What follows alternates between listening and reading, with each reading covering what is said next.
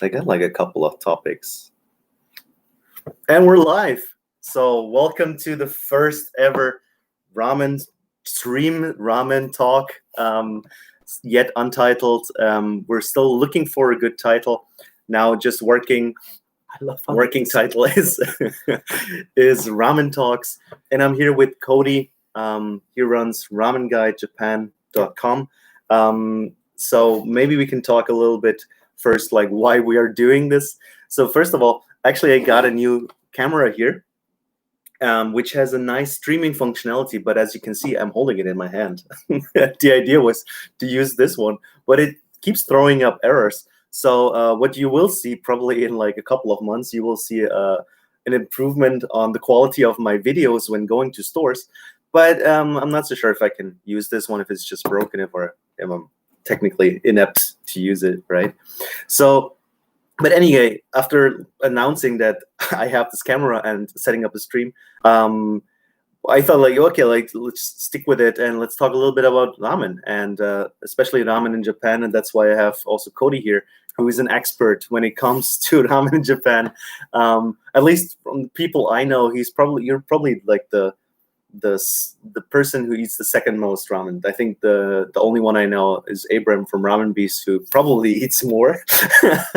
But otherwise, yeah, I think you're the expert here. I think in terms of like ramen eating for English speaking consumers, I'm like quite popular, but I'm nowhere near the level of a lot of just Japanese people here in Japan with their Instagram and YouTubing and stuff like that. But I mean, whatever information I can share and impart to your viewers, I'm more than happy to do so. Right, and I think there's a lot of interesting topics to talk about, and I think especially if you look at if you look online a little bit about the trends and so on, cooking ramen or making your own ramen is finally taking off. You can see the trend, especially in America, that eating at ramen restaurants is taking off. More and more places are opening. The places that have traditionally had ramen, like New York or Los Angeles, San Francisco, I think they're getting more and more competition and the more variety in what's available. Yeah. So I think it's a good time to talk about, okay, what's actually happening here in Japan.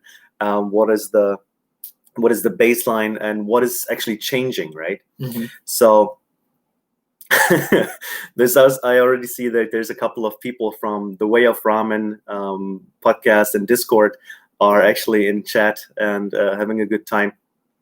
And I also can recommend, if you want to cook your own ramen, it's actually a good place to start. Join the Way of Ramen Discord. There's a lot of people who know way more about cooking ramen than probably we do. We know a lot about like eating ramen, and I can tell you if your bowl is good or not. But I'm probably not the best resource for cooking. I recently just started with cooking my own ramen. I think basically just this year, and because of COVID-19, everyone has time and is sitting at home like us right now, doing not a whole lot, right? But maybe let's start from the top. I got like a couple of topics here that I wanted to talk about. So let's maybe start from like who you are, what you're doing, and like actually how we met, right? Mm-hmm. So you have a blog called RamenGuideJapan.com, right? Yeah. So what is the idea behind it? What was the original intent? So like honestly, I started, the Instagram came first, and then it kind of just started with the area that I lived in had a number of really well-known ramen restaurants that were published in the Tabelog Top 100. And I didn't know it at the time. Like, I didn't know the list existed. It's just that my buddy, who also lived kind of close by, we ate it and then found out about this list. And then we decided, okay, let's try and eat at all 100 of these ramen restaurants.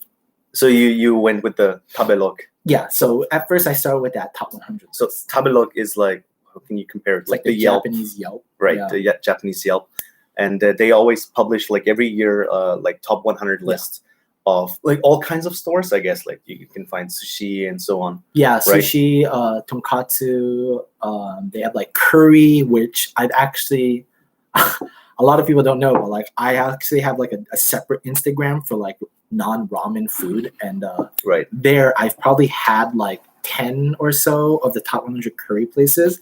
I've actually eaten more, but I'm really bad at keeping up with my Instagram. So like I need to post those photos, but yeah, I eat a lot of the Japanese top 100 curry as well. But anyway, with the ramen, yeah, I thought like it'd be interesting if I were to make like an Instagram to like document the top 100 ramen restaurants.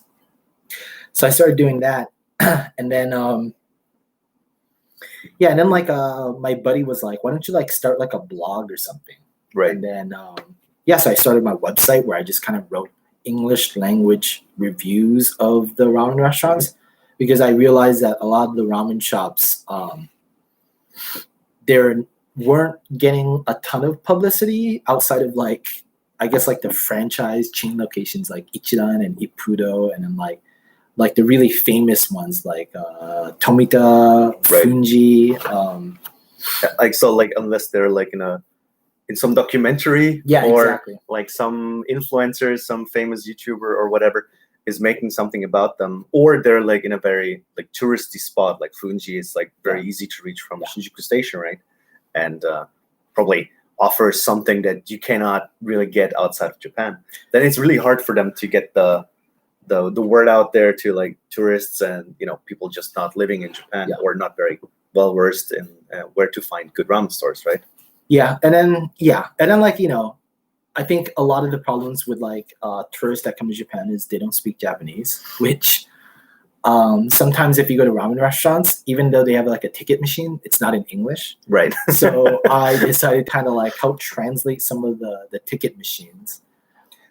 Yeah. So basically, every shop you have like a certain like method that you like how you document everything, right? So you always take a picture of the vending machine and like just translate what's up. So people, if you're very insecure about like going to a ramen store, like everything is in Japanese, then they can just like look on your website and then basically everything is described if it hasn't changed in the meantime. But like their main bowls stay the same, so this should be no like big issue to like at least get the bowl of that store, right? Yeah, it's like they usually have like the Ninki sign, which is like popular, or like osume. Sometimes they have like the Shushinsha, like it's like the they have it at Matador, but like there's like this weird sticker. I forgot. Like they put it on cars for first year drivers, and then they have that that sticker placed on like the vending machine, which tells you so if you've never been here before, you need to order that one first. Okay. Essentially, some of the ramen shops have that, but yeah, and then there's like like the weird ones. Like I think we're gonna talk about this later, but like places like Ramen Jiro, which like just has like really strict and like kind of passively aggressive, sometimes just straight up aggressive. But that's customer service. That's not exclusive to Jiro. Oh no, there's other kind of like soup Nazi-esque ramen shops that definitely have like weird rules and like that. I guess like a lot of foreigners wouldn't know just stepping into the store. So kind of like talking more about that in my blog as well. But yeah, so that's pretty much like what I do. Right. And since recently, you also started a YouTube channel. Yeah. Right. So we went together to Nukaji here in Shibuya. Yep. And I mean, you do a little bit something like different to like what I do in my, let's say, I wouldn't call my videos reviews. It's more like a showcase of what's there, what's up, and what I think about it. But you do more like, let's say, walking videos, right? Kind of wanted to do just like how to get to the shop from the station, and then kind of like the ordering process, and then just sitting down and eating, getting like the entire kind of like station to bowl experience. Right. And I thought it'd be kind of cool to like make it like an ASMR almost, where like people get to like hear me eating, or like just hear the environment. But the restaurant that we're at was playing like Alicia Keys, that got caught on like YouTube's copyright. So I got copyright stricken, telling me that I can't have that. So I had to like dub the entire background music out, which kind of killed my original plans for the video. But hopefully in the future videos that I'm currently planning, it'd be a lot better. So the thing is though, like if you just keep the music, then you don't get a copyright strike, right? It's just that you cannot monetize it, or if you monetize, the money will not go to you, right? Yeah. So you can keep it like this. For example, I have a couple of old videos where I kept the background music, or where I was filming outside, and then these Japanese shopping streets, they have like sometimes music playing in the background, and like, okay, they got like the copyright got taken. What is it called? It's not copyright strike, but what did they get claimed, right? By some music company, and it's all like automated, right? So if I would monetize those videos, like the money wouldn't go to me. That's all there is to it. I think they have been like force monetized. I'm not 100% sure. It's just that you cannot make money from it, and like there is a certain danger that it might get taken down in the future if they're not happy with it. But usually, like the big companies, they just claim it and just get the revenue from it, which is, I mean, for me, it's a hobby, so I don't care as much. But like I've also like started to just take out all the background music. People don't really want to hear me slurp anyway, so I'll just like put other music under it. So that's one way to get around it. But I mean, you can consider if you want to, like for some videos, just keep the original sound, and not every ramen shop plays this kind of music, so it should be fine sometimes, right? So what are your plans for the YouTube channel? And so far you have done like one test video, I guess, right? So I one of the plans was, I have one video that I already filmed that I just kind of need to edit, and then yesterday I went to a ramen Jiro, and I was going to film another one, but then I mean, I knew that this was going to be kind of a problem, but I got there and I realized like this was like probably in the top 3 strictest ramen Jiros that I've been to. Okay, right. And so they did not allow filming. So I sneakily took like a bunch of photos and then like one Instagram video, but ended up not being able to film yesterday. So hopefully do a ramen Jiro that does allow filming. Right. I mean, because I know that there's a lot of Jiro fans out there. Well, I think this is one of the topics we wanted to talk about anyway. Maybe we can like just move into that naturally from now on. Okay, so what is Jiro ramen? Where did it come from? Maybe let's start there. So first of all, like what is it? Okay. I mean, I think you're the right person to explain. So like the ramen Jiro, it started. Let me get some more coffee. Okay. Should I just keep talking? Yeah, keep talking. Sorry. Let's interrupt you. I guess we could like read through some of these comments. So like somebody said your shirt is really sexy and they want to get married to you. Is that me or you with the knowledge of Japan? No, I think they're talking about you. Thank you. They want me to wear a certain shirt which I don't possess. So there was on the Way of Ramen Discord server, there are a couple of memes about me being the Jiro Lord. Yeah. Because I guess nobody there has ever eaten any Jiro. And so me having been at like I think like 3 or 4 original Jiro stores, I'm already at the top.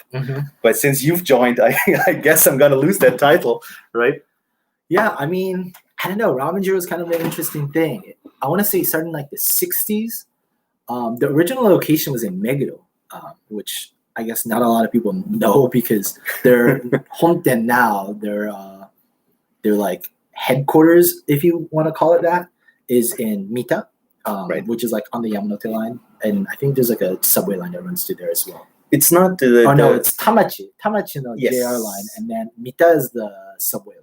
Exactly. Yeah. Yes. Anyway, it's right by Keio University. Right. But they moved and they it was kind of funny. Like the way I heard it is like the Jiro name when stylized when they moved to. I'm pretty sure it was when they moved to Mita. They hired like a guy to like make the sign. Right. And then instead of using the Jiro that he wanted, I forgot who it was inspired by because the owner himself isn't named Jiro. But I think it was to like signify like something else. But they used the wrong kanji, the Chinese character. And then so it became the iconic number 2 and then the yo. And then it became Jiro. And then he was like, I don't know if he couldn't be bothered or just like thought it was funny. He just changed it to that name, and that's how it began. But like you could watch like old Jiro videos on YouTube, and the ramen itself back in like the 60s and 70s looks completely different from what is now the really? popular Okay. kind of Jiro style that a lot of restaurants emulate now. Mm-hmm. And I'm pretty sure that started more in towards like the 80s, early 90s.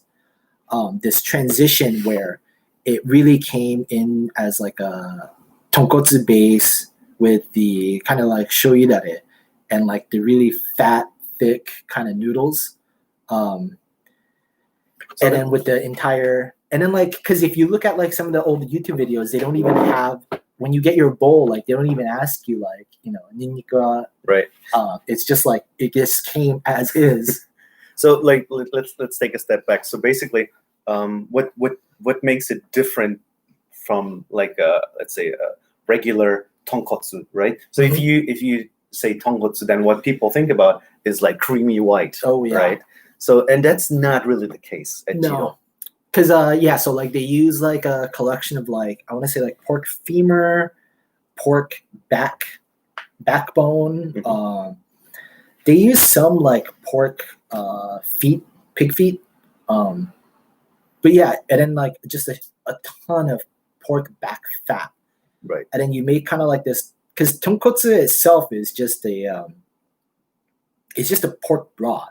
Right. So there's not like a specific style of tonkotsu. It's just any soup that's made out of pork is tonkotsu. Exactly. So like usually this is the association that a lot of people have is like this white creamy soup, but that's a certain style, Yeah. right? So you would technically call this a paitan, right? A tonkotsu paitan.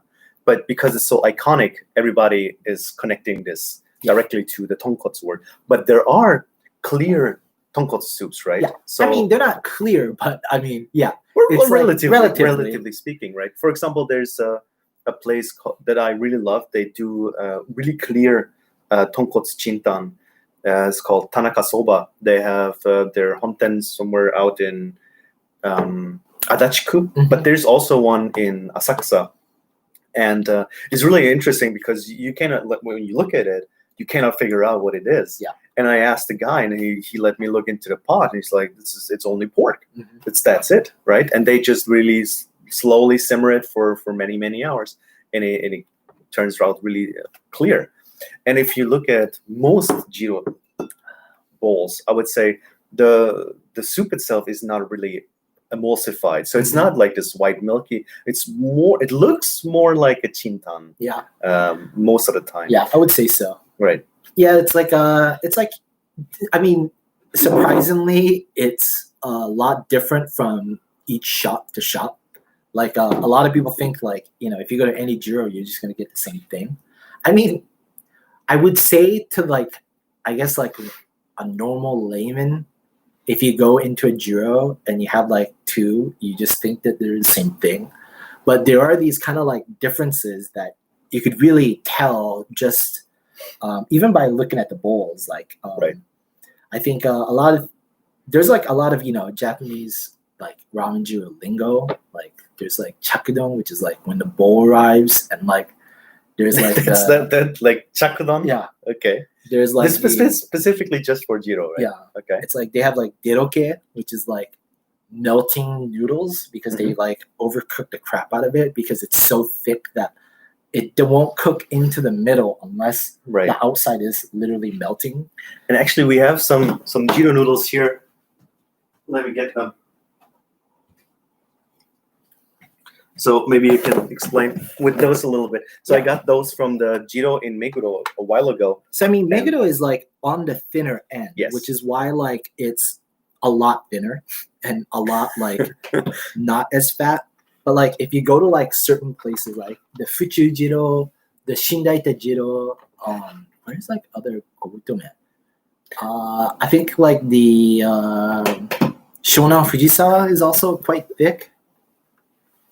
Shinagawa is also pretty thick as well, but some of these places have like these really thick ones where they cook them really extensively. So some of these places you could like ask them not like men katame or like men yaorakame. Right. And like you could get the consistency like just a little bit different. But yeah. let's maybe take a step back. So we were first talking about the broth, right? So base is tonkotsu with just a shit ton of fat. Yeah. Right. And if you while you keep eating, right, your bowl cools down, and the fat separates from the broth, right? And depending on, of course, which shop you go, you will end up like at the top with a layer of fat that can be like up to an inch thick. Like maybe an inch is too much, but like half an inch is realistic. Yeah. And like it just coats everything that you slurp out. And like if you compare that to like other ramen stores where you can actually see like the droplets, right? So that's the comparison you have separate droplets, or maybe like a millimeter of thickness of fat layer on top versus half an inch. So like really thumb thick on top of your bowl. That is well, at least one of the big differences, right? So this is the first thing. Then you have the flavoring. They are, I would say they're quite salty. Yeah. Or they're very heavy on the salt side. So like the tare is like a really kind of sodium enriched, I would say. It's show you that it is different from each store. And then there's some stores that use the same tare for like their chashu, but some stores like the one in Shindaita, for example, the one in Sengawa, I think Kaminoge doesn't do this as well. They don't like use the same tare because they use like a different kind of like ginger enriched tare for their chashu, which you could really tell by eating their chashu that it's like heavily ginger. Okay. But yeah, so like, but for the most part, they use the same tare for their chashu, and it's very kind of like sodium enriched. It's a really kind of simmered down soy sauce. I think there's like meating. I don't really know that, but I mean it's salty. You know what's in there? Definitely a lot of garlic. No, not in the tare, right? Are you sure? Because I got the with the noodles. So I went to how I got those was I went to one of the Jiro shops, and during I think I got them frozen for a couple of weeks now. I hope it doesn't change too much about it, but they were basically still like only doing takeout at that time, right? And because I didn't bring a pot, so if you want their soup, you also need to bring a pot. Yeah. And I didn't bring a pot. I didn't know they were only doing takeout. And so I said like, okay, whatever. What can you sell me? And they gave me a big chunk of their chashu and like a shit ton of noodles. And that chashu had a lot of garlic flavor. Oh yeah. Like there was a lot of garlic going on there. Yeah. So like that's why I'm saying, or like what I'm guessing, that already their tare is somehow garlic infused, or like has like a hard like take on garlic. But also it might just be that store. Yeah. Right. But my impression is that whenever Jiro I go to, is that they have at least some base garlic flavor in the tare, or I guess the reason why like I didn't think so was because you can't order it without garlic, and then people go in there eating it with the full expectation that they're not going to get garlic breath because but that's not so like I always kind of assumed that there wasn't any garlic because they were kind of like very like conscious of like guests but who come during like lunch hours that don't want any garlic at all because they're like going back to work and don't want to smell. But if you have it like in the soup or in the tare, then I assume you wouldn't get a terrible garlic breath. So this is maybe the next point, right? So the toppings, right? They are also quite typical, and one of them is the garlic that you mentioned, right? So well, I think the first one that we should like mention before that is like the fact that they also put a lot of guruesu, which is like the soup version of like MSG.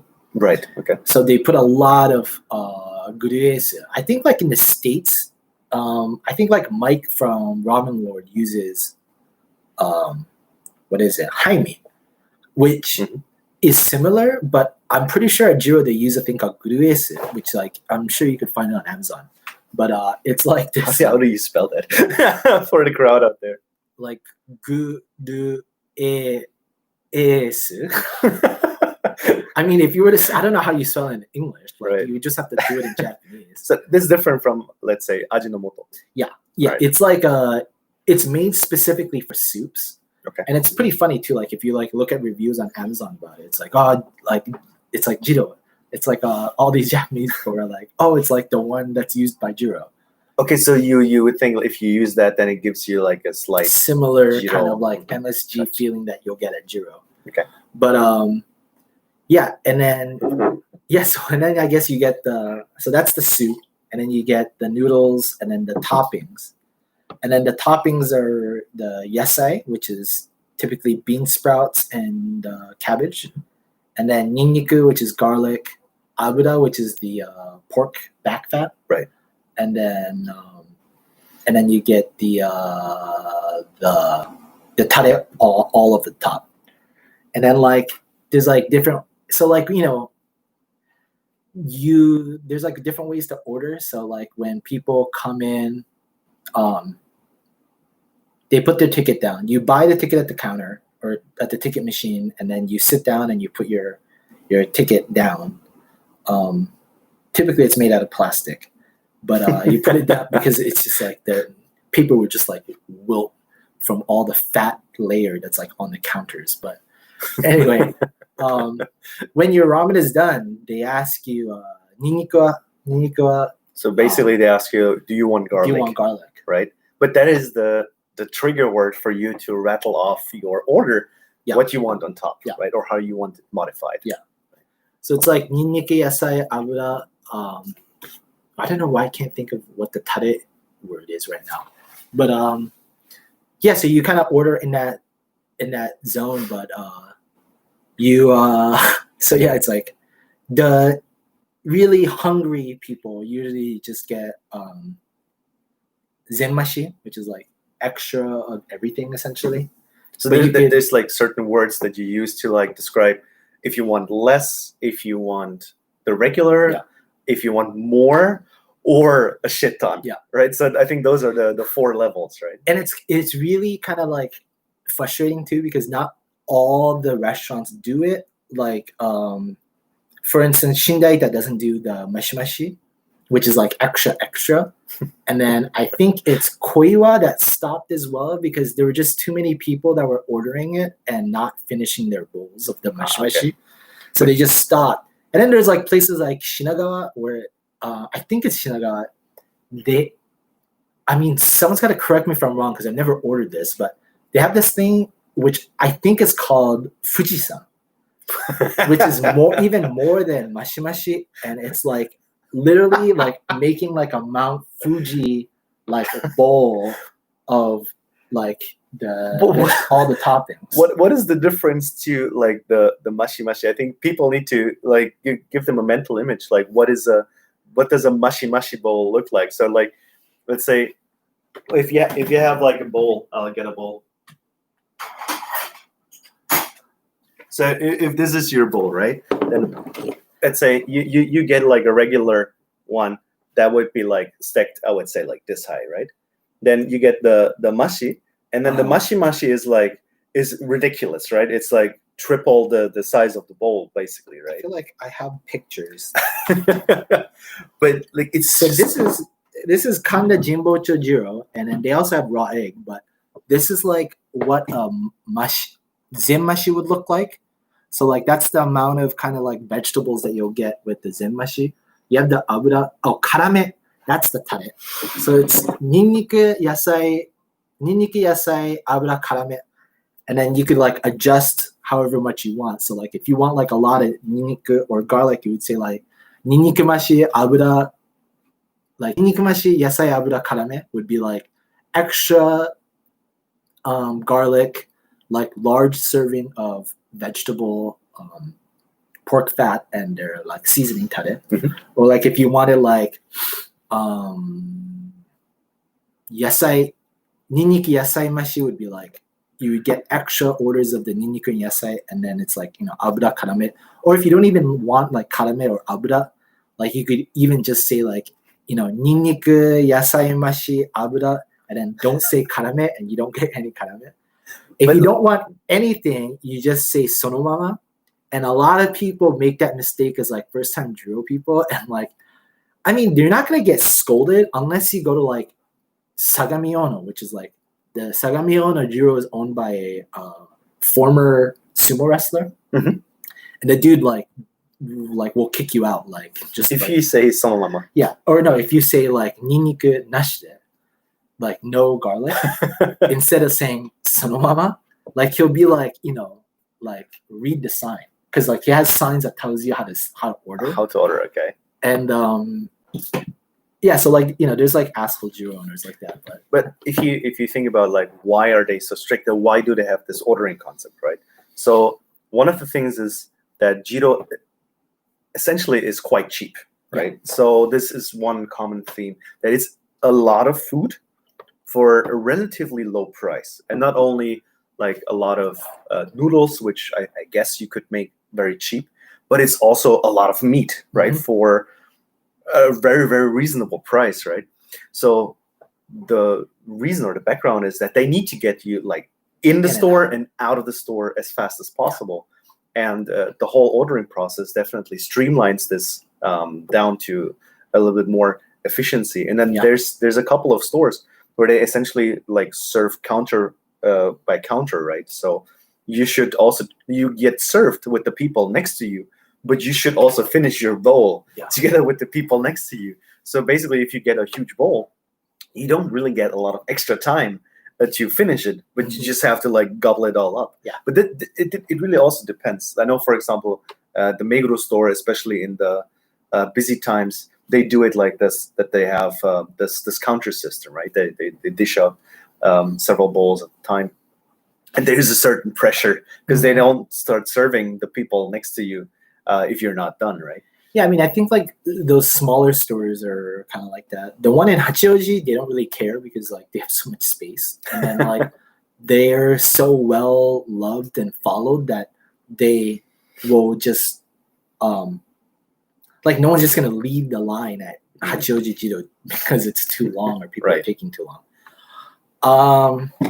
And I think like Meijiro, that is also the same, which is like way far out in like West Tokyo, but they're quite big. And Right. so they don't really care too much. Shindaita is quite small, so they want to kick you out as quickly as possible. And then there's like not as popular ones, like, or I wouldn't say not as popular, but like there's ones that are kind of out in the middle of kind of nowhere, like where my hometown kind of is in Fuchi. We have a Jiro, and yeah, you're not gonna see like really long lines there, Right. just because like no one's gonna go all the way to Fuchi just to have Jiro. But people go to Hachioji. Oh yeah, people go to Hachioji like for it, and then people go to like Kanda Jinbocho, which is like, so Kanda used to have two, and then the other one closed, and it's just called like Ramen, I think. I can't remember, or Ramen Kanda-ten. They just took off their Jiro, but yeah, the Kanda Jinbocho reopened, and like it has now been like the most popular Jiro in like the past year. Mm-hmm. So like there is like gonna be like really. What makes it popular? Sorry to cut you off. I think it's like it's pretty much like personal preference of how emulsified you want it, but people tend to like the emulsification at Kanda Jinbocho. People really talk about how like it's like this kind of nyuka sareteru, it's like nyuka soup. It's like this more emulsified soup. They also a lot of like Jirorian, which is like what they call like Jiro cult fanatics. Like these Jirorian, like they like when the abura is the pork fat is marinated, Mm-hmm. and then so Kanda Jinbocho does that. They also like the raw egg option, Mm-hmm. so it's like sukiyaki jiro. It's like, which I bought into and I got to try some. And I thought it was like it was good. Right. But yeah, they have that there, and that makes it really popular. like a lot of like the Jiros that are the most popular have like these kind of unique little like twists to them. So like Yokohama Kanai is really popular as well, and then they have like kimchi topping. So does Sagamiono, or not Sagamiono, Shonan Fujisawa. They also have the kimchi option, and that makes it like really popular as well. And then like the least popular ones are the Shinjuku Ikebukuro, because those two are actually owned by a company. I can't remember what the company name is, but it's like known amongst the Jirorian that like this company just kind of like streamlines their soup and noodles. Right. And it's just not very good because they're trying to make it as cost effective as possible to like maximize profits. Those two are also like one of the few ones that are open all day. So like Shinjuku and Ikebukuro don't take breaks. Right. Are they open also at night? Or? Yeah. So like Shinjuku is like open till like 2 or something or 3. They like open at 11 and then like, you know, keep running till like 2 a.m., 3 a.m. Ikebukuro closes at like 9 or 10, but they don't close for like a lunchtime break. So you go straight from 11 to like 11 essentially. Mita Honten is like the only one that opens real early. They open at like 8 a.m. I actually used to work out in Mita Honten, and then I've been there at 8 o'clock with other KO students that are like there, like hungover, wanting to eat Jiro at 8 in the morning. It's like not recommended, but I just kind of wanted to try that experience out, and I've been there, but it's pretty interesting. The Yamada-san, the owner of the Jiro, he only works at Mita Honten during the morning lunch hours. Okay. So if you go at night, you won't see him. So yeah, if you want to like meet him, I don't really know why people are so obsessed with like chefs. I think he retired though recently. No, not yet. He just celebrated. Okay. He just celebrated like his like 60 whatever anniversary. Okay, sorry. Then this was like the I know. I remember we were seeing the some kind of like signs, some kind of stickers saying like I think he was going to, and then he like just kept going. I don't think he knows what to do with like the free time if he had it. Right. But yeah, if you want to see like the chef like in the skin or whatever, yeah, you need to go in the mornings. Okay. And lunchtime. Morning lunch. Okay. Yeah.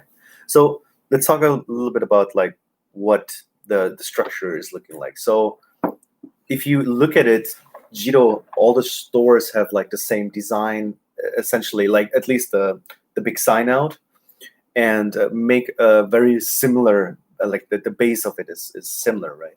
But it's not a franchise, it's not a chain. It's basically it's all sprouted off of this one store that got so popular, right? So what is the background? How did this then spread out from this one store? Okay, so like to become a ramen Jiro, it's kind of weird. I guess like franchise, like you have to have worked at Jiro, the Mita Honten, for a while. I think the only exception is the one in Hachioji, and then the one in like Shindaita, I think. I can't remember what the other ramen Jiro is, but they worked for their dad, who used to own the, was it Shinkogane or Higashikogane? It's closed now. It's the one where Kushida Shukudo is. I think it's Higashikogane. It used to be a Jiro there. And the dad like retired. And then the two sons from there like branched off and made their own Jiro. I'm not sure if they ever worked at Mita Honten. But I think like the guy, the Yamada-san, like just really liked the chef at Higashikogane, that he just didn't care that they didn't work at. That's what I'm assuming. I'm not like completely sure, but for the most part, you have to have worked at Mita Honten to have your own shop. And it's like really weird. There's like, I'm pretty sure there's like rules and like stuff like trademarks and everything like that. Like it's like really hard to get information about it. Right. But you do have to have worked there for a number of years. And then, but the thing is like, he doesn't collect royalties, is what I heard, off of his other shops. So it's essentially just like a norinwake, where it's just like, oh yeah, I give you my blessing to like open up a new store. So it is a franchise in like one in way name only, in name, right? But there's no flow of money from. It's just like, here is the seal of quality. Like, you have worked here, you're allowed to have this name above your store, but that's it. Yeah. Right? So, and then there's also other Jiro style stores And which don't have that, right? So from what I've learned and heard from Jirorian is other like Jiro fanatics is, so that's the Jiro. Those are all colloquially known as Jiro. And then when you get into Jiroke is Jiro style ramen that were previously once Jiro. So so like Jiroke would be like the one that you went to near Musashi Kosugi. Yes. Yeah. There's the one, for example. I think that's called Kojiro. That's Daikanyama. It's actually really close to Shibuya. So I went a couple of days ago. No, you went to didn't you go to one that's like near? Oh, Butaboshi. No, near Musashi Kosugi, like right near Musashi Kosugi. No, there's a place near Musashi Kosugi that used to be called Musashi Kosugi Jiro Ramen Jiro Musashi Kosugi, but for whatever reason they stopped using the Jiro name. But that is called Jiroke. And then another one that's like really popular for Jiroke is hold on, I can't remember the name off the top of my head. It's like really famous too. Ramen Fujimaru. So Ramen Fujimaru is also a Jiro, also used to be a Jiro. I think it was called like Ojiten or like maybe like Jujoten. Like I forgot what the exact naming was, but that also used to be a Jiro, and then they stopped using the Jiro name and became Fujimaru. And then Fujimaru also has a shop. And then so Jiroke is any shop that was once a Jiro, and then any shop that also branched off of any shop that was formerly a Jiro. But there's also shops that have never been a Jiro. No. And like just emulate the style without the blessing, right? Yeah, and then so those are called Jiro Inspire, which is like inspired Jiro. So those are like the three things, and then it's really difficult because a lot of like people, it's not like it's not like there's a dictionary that tells you like, these are the things, right? But like that's kind of like the way that Jirorian will differentiate between Jiro, Jiroke, and Jiro Inspire. So like it's like so and then like you get into Jiro Inspire, and then so like technically Jiro Inspire would be like, I think like Tachikawa Mashimashi is like a Jiro Inspire because and then like Jiroke, if you worked at a Jiro, like a different Jiro, and then opened up your store, then you're Jiroke and not Jiro Inspired. Because there's like a direct line to the original one. So like Ramen Eiji, which is like a really famous Jiroke ramen in Fuchu, he worked at the Fuchu Jiro, which is why his shop is called a Jiroke. Right. And then I think like Butayama is like Jiro Inspire because I don't think the guy who started it ever worked at Jiro. I think it's also a chain, right? Yeah, and it's also a chain. So like those are like the differences that the Jirorian would categorize between Jiro, Jiroke, and Jiro Inspire. But to like a casual like a ramen fan, like people will just interchangeably use the Jiroke and Jiro Inspire for any restaurant that's not Ramen Jiro. So, I mean, take that as you will, whatever. no one's gonna care too much about it, but that's like the kind of official like differentiation of the names. Okay, Ben, if people want to go and try a Jiro, like which one would you recommend as like the first one, and that is like not as strict, and you can get like the let's say original flavor? I mean, I guess the Mita Honten would be a good start. I think like if you don't want to get yelled at, or like if you're just scared of getting yelled at, like if you're scared of the whole process of going to Jiro, I would go to the Shinjuku one.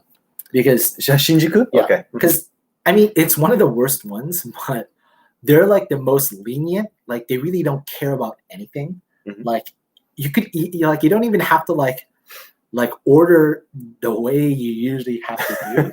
Like you could just be like, oh, like I don't know, you like yasai chotto, like a little bit, and they won't care. They'll just do it for you because they're like very used to tourists. Right? Yeah, they're very used to the tourists. So like if you want like a very nonchalant, like casual way to enjoy a Jiro, I would go to the one in Shinjuku. if you want to try like a really good Jiro, the original Jiro, I would definitely go to Mita Honten. Mhm. Problem is, it's like Mita Honten's like in the middle of kind of nowhere. Like there's not much to do around there. That's true. The reason why it's so popular is because it's like literally like within like a 2-minute walking distance from KO University. Mhm. So like it's like really popular amongst KO University students. And but they call that the pilgrimage.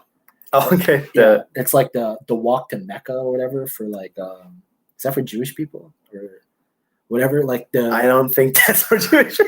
heading to the Mecca or heading to Jerusalem. It's like that's like the Ramen Jiro equivalent of that, of like making the pilgrimage to like Mita Honten. So if you want to do that, I would definitely do that.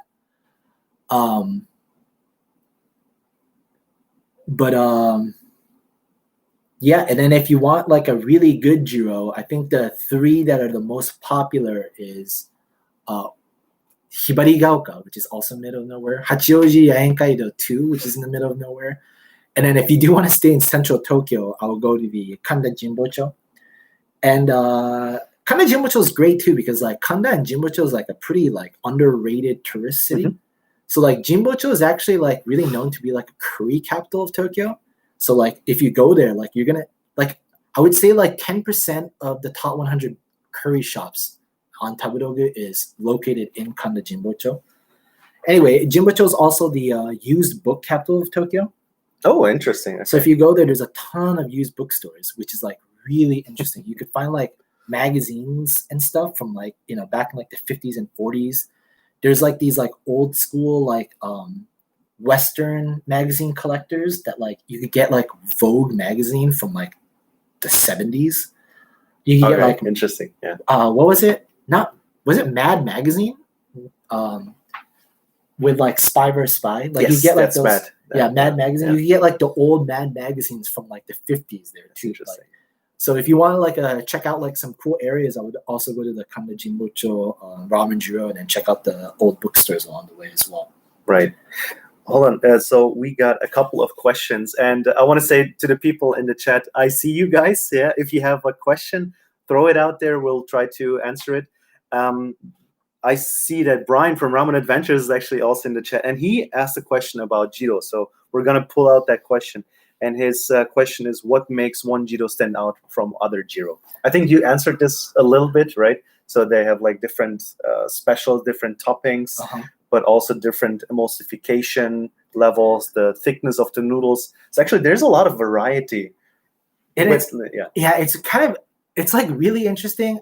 The thing is, it's like personal preference. So if you like a more emulsified one, you're gonna like one shop more than the other. If you like, but for the most part, the biggest one is I think Hibarigaoka and the Hachioji Yaenkaido, because the soup there is just like really, really well made. It's like really different from, I guess, like the other shops, in my opinion, in the sense that like they kind of just have the kitchen space to be able to do it. Like that's like my personal opinion about why those two are so good. Like they're in the middle of nowhere and their shops are quite big compared to other Jiros. And so I think that their ability to produce massive amounts of their soup. And then with Hachioji too, it's like, because he has so much space, he makes different soups and then like mixes them in together to get his final soup that he serves. Right. So like the ability to kind of like make different batches and then mix them together to get the soup that he wants to serve that day really makes those two stand out. And then I think the other thing is just like the people really like the special menus of certain places. So like you could actually get like tsukemen jiro, tsukejiro, and a lot of people really like tsukejiro. So like some of the places that serve those are quite popular. And then I think the really popular ones are like the all the ones in Kanagawa have like this weird, I mean, it's not weird. I don't really know why they have this influence, but they have like this like Korean kimchi influence where like a lot of them all have kimchi toppings. Even though like Kanagawa is not really the place for, let's say, Koreans. Like I mean, there's a Sainichi. ton of Korean immigrants that live around Right. the Kawasaki area, but I don't know why it's like central around all of Kanagawa. But that's also like a really big one. And then like I've been to a couple outside Tokyo and Kanagawa and Chiba or whatever. But like those other ones are really popular just because it's Jiro. I mean, there's nothing else around there that like, Yeah. compares, right? So then that's what draws the people in, Yeah. right? Okay. But yeah, I think like that is big, and then just kind of like also the noodle texture. Like for me, I quite like the fat, thick noodles, Mhm. which is why like the Shindaita and I would say like Hachioji Yankaido as well, like are kind of like my favorite ones because their noodles are a lot thicker as opposed to like places like Shinjuku and Meguro and Kawasaki are kind of like thinner. Mhm. So, and I would say that most Jirorian like that. We have the same okay. kind of preference for Yeah, those. I guess. So that's why I think those shops stand out more from the other Jiros. Have you been to? I think we talked about this before. Have you been to Men Yard Fights so far? No, Because not yet. I recently went there, like half a year ago. But it's gonna be actually after this stream. It's gonna be the next video. I published. The video is actually done, and it's also I think it's Jiro K, right? Yeah. I'm not 100% sure. Okay, So but- that's like really interesting one too, because it's so interesting, like going into like the really intricacies of Jiro. So Men Yard Fight spawned off of a place called Hasumi that's in Noborito, and they also have one in Sakura Shinmachi as well. But Hasumi is like probably regarded amongst like ultimate like true Jirorian as like the best like non-Jiro style ramen in Japan. And like they have these like incredibly thick, like half raw noodles like that people really love. I think It's just like people love those noodles. Yeah. And then so because of the popularity of that store, and it only really opened like 10 years ago, chefs that have trained there or worked there now have their own stores that are really popular. So I've been to one of them, which is Ramen Zenzen, which is in, it's kind of near Mizunokushi. It's like one station down. I think it's called Musashi Shinjo. And Ramen Zenzen is also another one that has those thick noodles. And then the second one that opened from that chain of chefs is Men Yard Fight that's in. Right. Out towards Yokohama, right? It's remember the just exact one train station. station before Yokohama. The station is also called Tamachi. Oh yeah, it's like on the Keishin Tohoku line or something, right? I think. Or like the Shonan Shinjuku. No, Tokyu Toyoko line. Oh, was it it's not re- JR? No, it's just one station out from Yokohama Yokohama. Station, right? And I mean, just to describe the thickness of the noodles here, we're talking about like finger thickness, right? And when you pick them up, I mean, you would expect noodles to like just as they do follow gravity, but they're like so thick and like undercooked that they basically just like stick out away or like stick in all directions from your chopsticks, right? My favorite part ridiculous. about those 4 restaurants is if you ever go to like Ramen TV and like read like the reviews, like a lot of times people are like, oh, it's like really good, and it's like, and at the end they're like, ago ga itai, like my jaws, because like there's so much noodles and they're so thick and like dense that like it just hurts your jaw to chew through an entire bowl of it. So there's a how to describe this? If you bite into them and you look at the core of the noodle, it's actually still white inside. So it's like you're basically chewing or chomping on the raw like condensed dough, and after a while you really get like pain in your jaw, and it's good though. It's really weird because it's completely different from all the other ramen noodles that I had before. Because just this rawness and this thickness, but I guess you have to be a fan of it. Yeah. So I can see that people try and go like, "What is this shit? Yeah, it's like cook my noodles, please." Jirorian is like a pretty huge cult following, but like even within Jirorian, there's like these cult followings for like specific stores, and then like sub followings, I guess, of like these different stores and different styles. So makes it really like an interesting kind of dichotomy of like and some people don't even categorize ramen Jiro as like ramen anymore. Okay. It's just like it's Its not own thing, ramen. right? Even though if you go on like Ramen DB and like look like the top 15 like ramen shops, like 4 of them have a Jiro or Jiro style in them. Right. Like Chibakara is another one that's like really popular. That's out in Chiba. They also have a store in Shibuya now. Mhm. I mean Shibuya now, like they opened like 5 years ago. But Chibakara is like a really famous one too for like Jiro K kind of ramen. But yeah, like it's really evolved into something really kind of iconic. Mhm. Like honestly, when people ask me like what the popular ramen shops in Japan are, it's like, you know, you get like Ichiran, Ippudo, Tenichi, Tenkaippin as like the 3 popular stores that everyone like has been to essentially, and like they know of it. Mhm. But the ones that are like popular in the sense that like they have like cult followings Mhm. is definitely Ramen Jiro and Tantanmen Nakamoto. Like So this one is actually quite interesting because I think like raw number wise, like number of visitors, basically Ichiran Ippudo and Nakamoto and Tenkaippin, they would probably be like on the same level if you look at it on a like average store base, right? So, but Nakamoto is relatively unknown, I would say, outside of Japan. But here, it's like people love it. it's so ridiculous. Like when we went to the ramen festival, Right. I mean I love Nakamoto as well. Like, honestly, like I'm not gonna It's lie, good. It's very good. I went and lined up for the ramen festival special bowl that Nakamoto had. And in line, there's like 4 or 5 people that are wearing Nakamoto like stajan. It's like what is that? What is stajan? Like merchandise? Stadium jacket? Oh, is that what it's okay. like?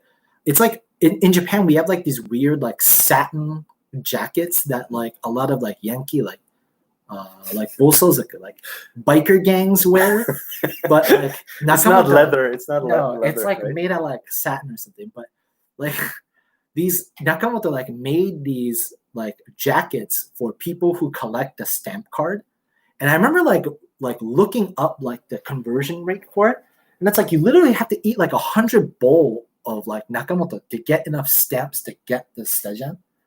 Or no, even more than that. It's like you said like it was in the thousands. Yeah, it was like 1,000 bowls to get the stajan, and then there's like different like themes. So like people want them, and then so like it's gotten so ridiculous that like people will collect them and then sell the stamp cards on like secondhand auction sites like Mercari and Yahoo Auction, and like these Nakamoto like fanatics will buy them so that they could get the annual design for like the stajan. Right. Like that's how like incredibly popular Nakamoto is. Like there are people who literally eat thousands of bowls like of their ramen just to get the merchandise. Right.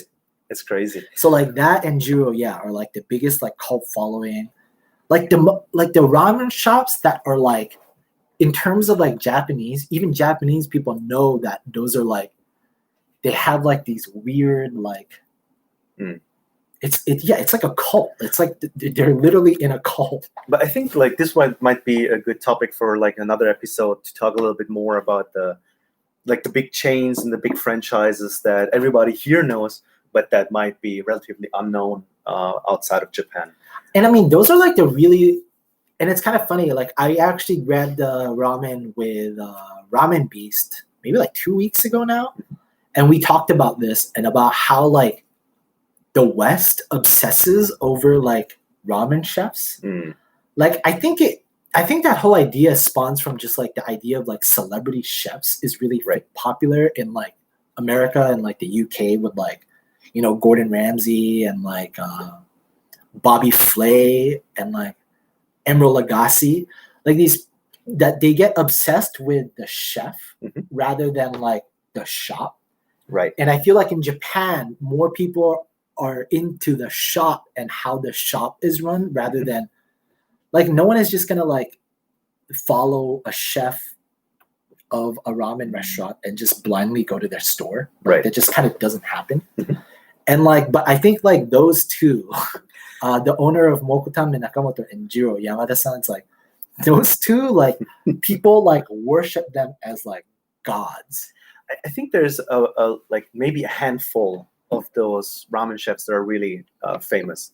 I think like you can Tomita is one of them. I think so. That's really interesting. I don't think that's really a case. I think that only happened just recently Okay. because Japan, these chefs have realized that it's in their best interest to appear on TV shows. Right. Because like before then, like, you know, it was like impossible to get ramen people or even just any restaurant in general to get authorization to film in their store. Right. Like it's free publicity, but Japanese people are like, no, that's just gonna bother the guests in my restaurant. So Right. no, you can't film in here. And then like these TV programs will like go in, ask, get like rejected, and then go to like a different store and try to get like accepted there. Like that's just not a thing that is like that's just not a thing in Japan. So like, but yeah, like I was talking to Ramen Beast about it, a ramen, just found it kind of interesting that like with ramen fanatics outside of Japan, they really love figuring out the chef's name and like it's like they really want to like put them on pedestals when in Japan like we really don't do that. So I always thought that was like really interesting. Right. Because like the exception to that rule is Jiro and Nakamoto. Right.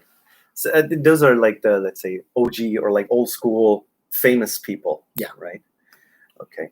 So we got a couple of more questions. One of the questions was what the hydration is on Jiro noodles. Oh, are you very, very, very low. very low? Okay. Very low. Like So- I tried making Jiro myself and it's so difficult to like knead them into a dough because of how little water is in there that I was literally double wrapping them in Ziploc and then putting them in a plastic bag and stepping on them with my feet and like stomping on them because like it's literally impossible with that low hydration to like get them to become noodles. So what is their secret? Dead machines. Like there's no way there's a guy in the back at Jiro hand making Jiro noodles. Like it's literally impossible. But like, is it like is there like a special like a secret to it? Like just the thickness, or do they use like a special flour? Oh yeah, so they use like harenokoi, which is like a flour that's like, wait, is it harenokoi? I think it's like a mixture of harenokoi and something else, which I can't remember right now. But it's these two like high protein, like very dense flours from Hokkaido, and then that's the flour that is typically used in all Jiro restaurants. Even like most Jiro K and Jiro inspired restaurants will use the same flour content. And then it's the water content. It's very low. I mean, it's a good amount of kansui and salt as well. But yeah, literally like it's the flour and then the lack of water that makes it have its characteristic color and texture and like density, I guess. Okay, so before we continue, there's a question that we have now. So we're approaching lunchtime. So we have two options what to make. Do you have a favorite from the two options that I gave you? No, I can do any of them. So I still have like some tori paitan broth, and I have like all tare and like all toppings and so on. So we could make a tori paitan with this one, either shio shoyu, or we could make maze soba with this. I also have basically everything to make let's say Taiwan ramen style maze soba. But the only thing I'm missing is I forgot to get some minced meat. But we can just go with the flow and see what happens. I have a lot of ingredients at least here.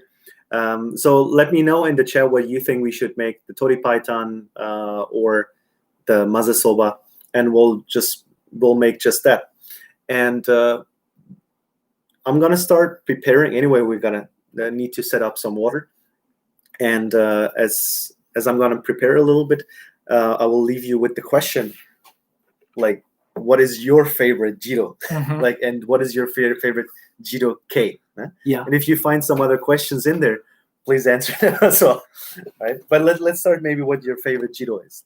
My favorite Jiro is definitely Hachoji Yaenkaido, which I mean I don't know like how to explain it. Like the soup is like fantastic. They have this topping called negi, which is like they just call it negi, but it's like seasoned, like thinly sliced, like negi. I don't know why. I don't know why it's so good, but it's just like ridiculous. It's amazing. Their noodles are quite good. And then like, yeah, I mean, it's pretty typical. I like the Hibarigaoka Jiro as well. Kanna Jinbocho. I'm not like the biggest fan of Mitahonten. Why? Their pork is rather hard.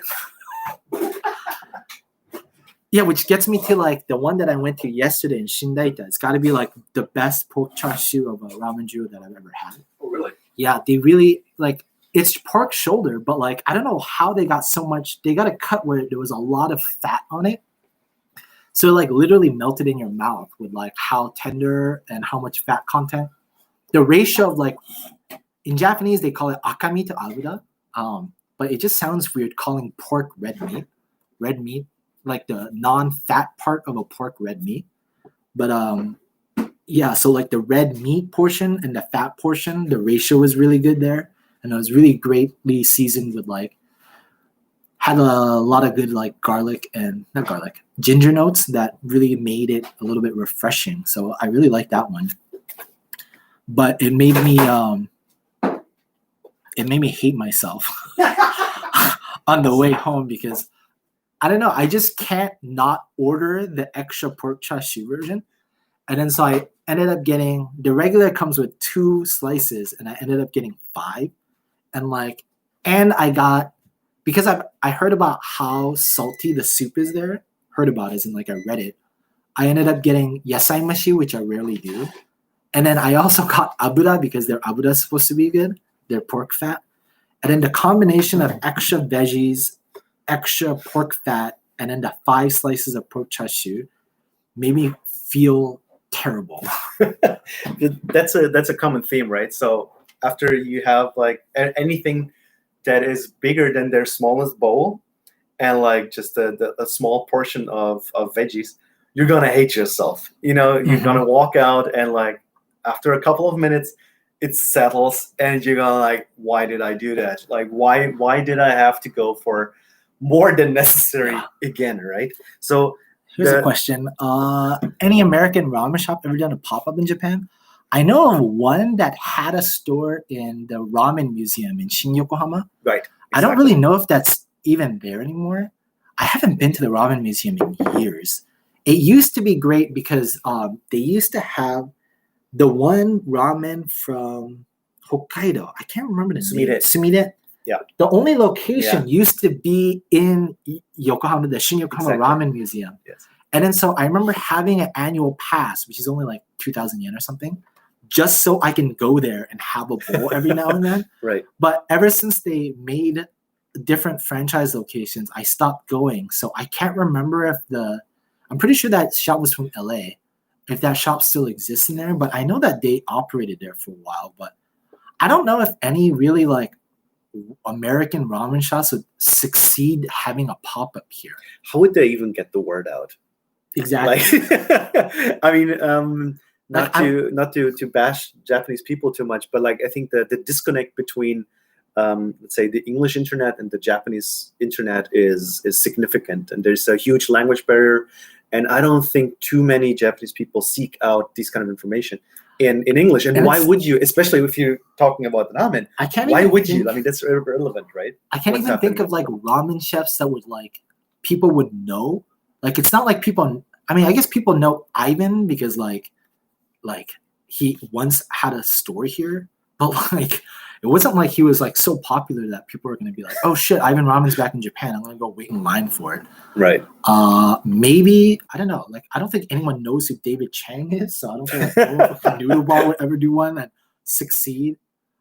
I don't know. Maybe Keizo, if he got like a bunch of his like old bossa nova like ramen connections to like let people know that he's having a pop up. I think definitely that would work. Yeah. I can't really think of anyone who would like open a pop up here in Japan and then from the West and then people in Japan being like excited to go there. So yeah, if you want us to like have a specific one, I think nobody really mentioned what we should have. So your choice, maze soba or tori paitan. I mean, you can try a broth that I made. So, I mean, sure, let's do here's that. a chance. Why don't we try your broth? Let's give my broth a try. Then I'm gonna defrost it. Meanwhile. Oh yeah, and then I got some questions off of my Instagram as well. I guess we could answer some of those. There's something that we can easily answer. I think there's also another question from Hadi, the Hadi Khan.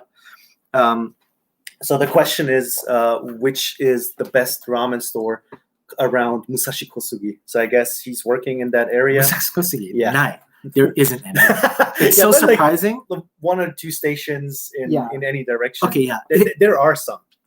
Like literally, I don't know why Musashi Kosugi. Well, I do actually know why, because Musashi Kosugi was like a really old timey kind of like area. This is the broth right here, right? That I'm gonna defrost. But recently, Musashi Kosugi got bought out by a bunch of like real estate, not real estate. What is it called? Like development companies. To make like this like new kind of like, it's kind of like the bougie area of Kanagawa now. And then so like a lot of like the old time stores got kind of pushed out of that area, which is why like a lot of the ramen restaurants in Musashi Kosugi now is like chains and like people with a lot of money. So I guess like one I could recommend is like Ramen Hayashida actually recently opened a store in Musashi Kosugi.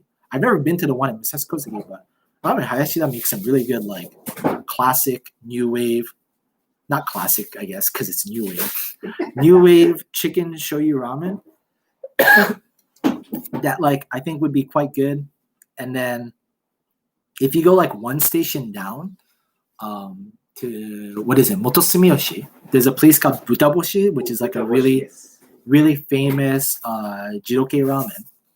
If you catch the Nambu line and then go like a few stations down to Musashi Shinjo, I think. I can't remember if it's Musashi Shinjo versus Nakata. Musashi Shinjo has like the one that I mentioned earlier of Ramen Zenzen. They also have Go, which is like a beef bone broth. They also have Techi, which is like a maze soba place that's really popular. So Techi is honestly one of my favorites. I think they do miso ramen. Mm-hmm. So of course they also have maze soba on the menu, but I think their main thing is really really thick, almost gravy like miso ramen. Yeah, love it. It's fantastic, but it's also very easy to hate yourself afterwards. Very very rich. Another one that is quite good in the area is the Arsenal London themed one, just one up towards the river, Gunners. Really like that one. Really close to that, there's another one. Actually, it's interesting that Musashi Kosugi doesn't have a lot of good stores, but then you go one up, and there's actually a bunch of really good ones. There's another one. The name eludes me, but it's basically next to Gunners that only does like 100% niboshi ramen, so like no other ingredients as far as I know, which is interesting. And there's a bunch of them, but I think Shin Maruko is the station's name.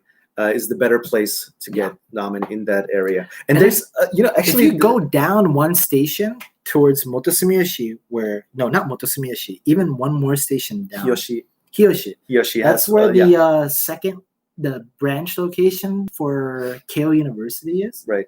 So like there's a lot of college students there. So yeah.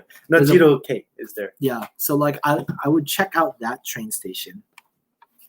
But there's recently another store. There's another store is opening. Your favorite or one of your favorites from Shinjuku. Yeah, Hayashida. Yeah. Did you say that? Yeah. Already? Okay. One of the questions I got off my Instagram was from JJ29, and he asked, best Tantanmen experiences so far was where and why. I honestly don't eat a lot of Tantanmen, but I have eaten at Nakiryu for their Tantanmen, the Michelin star one, and I thought it was great. I mean, that's probably one of my favorite Tantanmen that I've had, but again, I don't eat a lot of Tantanmen, so like it's not like I have a lot of Tantanmen to like compare them off of. But also, there's a place called Aum, Szechuan Tantanmen. I think that's its name, Aum. And it's out towards like Akihabara. That one's a really good one as well. There's if you want a really easily accessible one that doesn't have a long line, there's near Shibuya a place called Nakajima Shokudo, I think. So they like serve also like other Chinese food, but their tantanmen is really, really good. I think that's for me is like a very good baseline. But then I also agree, Nakiryu, man, that stuff is fantastic. It's really, really good tantanmen. And then out in Hachioji, there's a place called Motsuke that also serves tantanmen that's really popular. Those are like the 3 tantanmen restaurants that I've been to because like they're like ramen restaurants that serve tantanmen. So like, to be honest, like tantanmen is like a separate dish in and of itself. There isn't like a ton of ramen shops that serve it. They're usually like a tantanmen, like senmonten, like a tantanmen specialty place. And like, I just don't really like go to a lot of those types of restaurants. So my tantanmen experience is quite low. So why would you say it's a separate dish?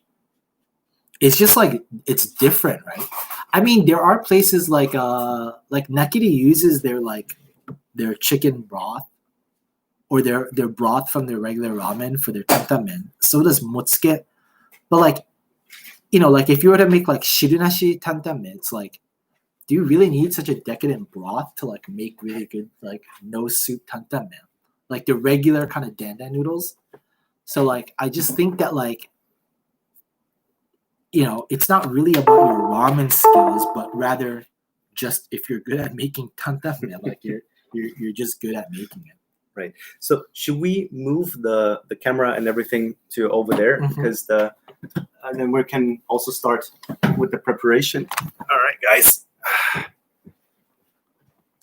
Another question I got was one second. Just come here first, and we're gonna set up. I think this looks about right.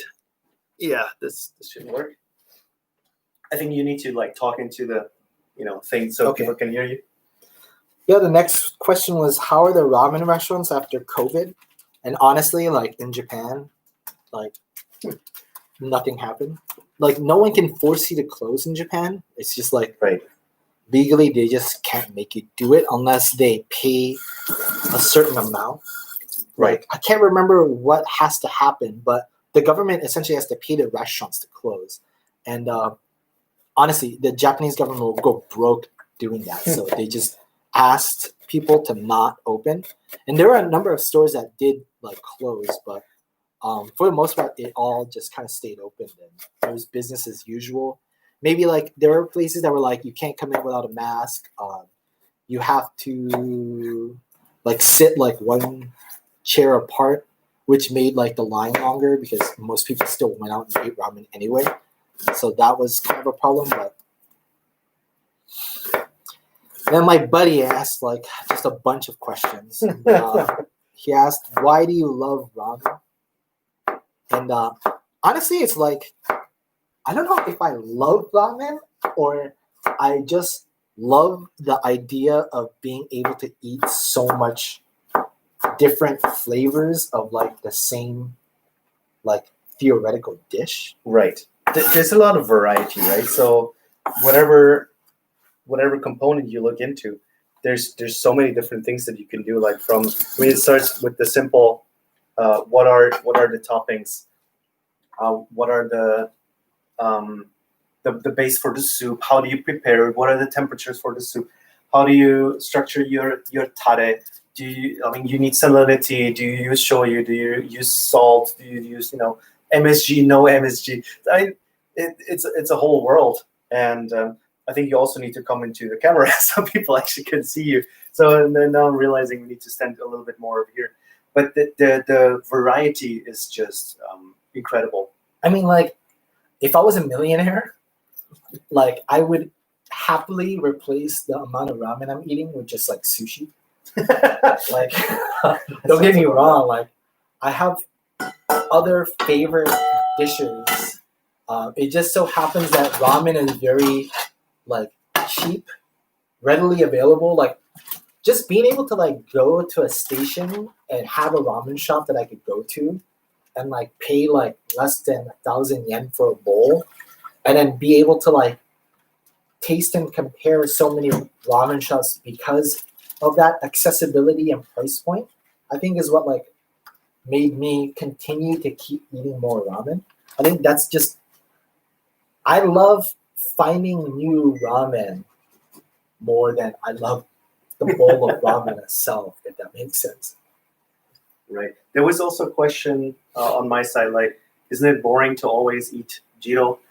But I think that was targeted to me. But like, I think from my side, it just appears that I eat a lot of Jiro. But I think this year, out of 80 bowls that I had so far, like let's say 80 different bowls, I only had Jiro like 3 times or something like, or like Jiro K, Jiro inspired, right? I think I've had like 60 to 70 bowls, and like I want to This say year? like, yeah, I want to say like, That's a little different number, right? I want to say like, oh no, not of Jiro, but like 10% of that were Jiro, and like when you really break it down, like 6 or 7 bowls of Jiro over the course of like 70 bowls, it's really not a lot of Jiro. I mean, there are people that only eat Jiro. There's like Instagram accounts of like people who like Only eat that, literally right? eat Jiro like every other day. So like in comparison, it's really not that bad. Right. Basically, by the way, I just want to, give a quick overview of what I prepared beforehand. So I made a classic 2 cuts of chashu here. We got like, I'm not even sure anymore what kind of cut this is. Something rosu. Yeah. So like, I think either neck or shoulder. I'm not 100% sure. Can you just tell from looking at it? It looks like pork shoulder. Right. And then I made a classic pork belly, and both of them made with like boiling them in the seasoning in the tare for 1.5 hours. Mm-hmm. And it was basically very simple. I think 1 part. No. Let me. 2 parts water, 1 part soy sauce, half a part mirin, half a part sake or nanshu, right? And then just boil it for 1.5 hours. Let it simmer, and then just refill with water if too much evaporates. But that's essentially it. And then just cool it overnight. So usually I do it differently. I just boil them in my soup, or just in water with some negi, garlic, ginger, and then I do marinate them overnight, right, or over 1 or 2 days. And Very this is the first time. here, red onions. Yes. So what I learned is if we go for these noodles, we want to have crunch and we want to have texture. So I have like red onions here. I have negi here, and I'm gonna let you do the honors of slicing it because people are very judgy about knife skills. Also, I have like some cabbage here that we can cut up, and so we're still waiting for the soup to fully to boil up. Yeah, another question I got was like, what I think is the next evolutionary step in ramen. Honestly, I think the next step in ramen is just the way Ida Shoten and Tomita have gone about running their ramen shop. I think you're gonna see a lot less people lining up. I think you're gonna see more, I guess, like instant noodle varieties. So like Tomita and Ida Shoten have like partnered with like cup noodle to like not cup noodle, but like partnered with like 7-Eleven and stuff to make like you can use that now. Cup noodle like renditions of their meal.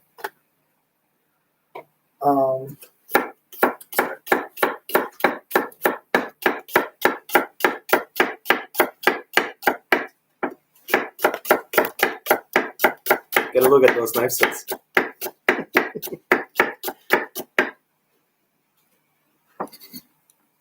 what do you think about people who are very judgy about how thick you cut your nigiri?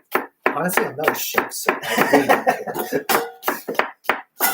So I heard I've also been to Target, but I heard on the Discord and from Ryan from Way of Ramen that people are quite judgy about like how thick you should cut your noodles, like basically as thin as possible. Yeah. But I think for our purpose, a little bit thicker is also not too bad because we want to get some crunch. Should be good enough, right? Yeah, more. I mean, you can go for a little bit more. But yeah, and then in relation to that, he also asked like what toppings. I guess I hate what toppings I think should be included in ramen. And toppings I hate are corn. I fucking hate corn. Me in too. ramen. Yeah. I really don't understand why that became a thing. And then I also hate raw enoki mushrooms. I don't know why people are eating mushrooms raw. Like I don't know like in what other dish I've ever had in my lifetime at a restaurant where I go in and they serve me raw mushrooms and I think that that's okay. I heard actually that the only mushroom you should eat raw is actually like the what are called the regular mushrooms, those like the Brown button mushrooms? yeah, exactly. Then those you can eat raw, right? But it's actually quite rare that you can eat the mushrooms raw. Yeah. Right? Yeah, I hate that. And then I hate and then I know this will get a lot of hate, but I hate mayu. I don't understand why people are so obsessed with garlic oil or whatever, like the black garlic oil. Right.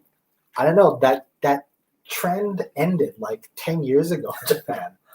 It's just like, I don't know, it's just not very good in my opinion. By the way, do you want to give the chashu a go? Sure. Here's the pork belly. Mm-hmm. Yeah, let's do the pork belly a go.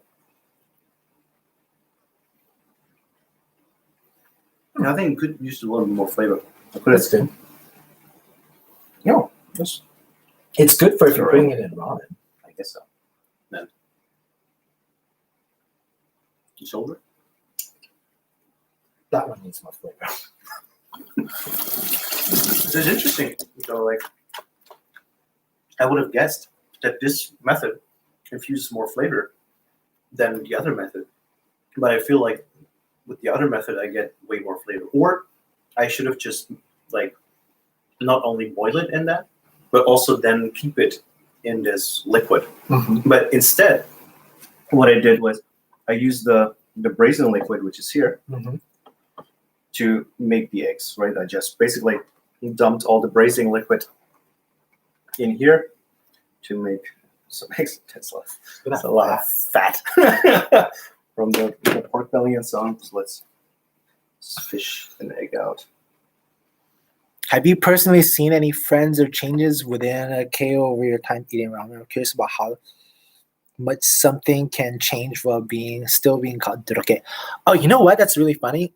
So the area that I grew up in Japan, is there's a shop there called what was it called? It's like literally the most famous duroke restaurant in Japan. I can look it up. But duroke? Yeah, it's like this like ramen style that was really popular back in like early 2000s. Right. Oh, it's called kiraboshi. If you like ever look up like really old ramen rankings from like early 2000s, yeah, so like they used to make duroke, and yeah, it's really interesting because if you've had their ramen, it's like incredibly thick. Like it's literally like it's not even soup anymore with how like ridiculously thick it is. But the fact that like more and more people kind of like stopped enjoying that type of like richness and denseness in duroke, kind of like made the entire like duroke theme shift to a more like thinner broth base. But I think that's just like preference, you know, like that type of ramen style can't just just so many of those ramen styles just can't exist unless it really starts adapting.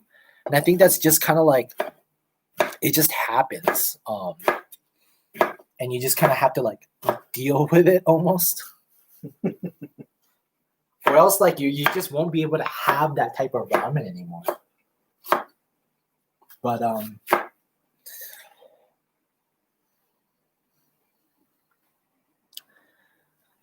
so yeah, that's like the big thing.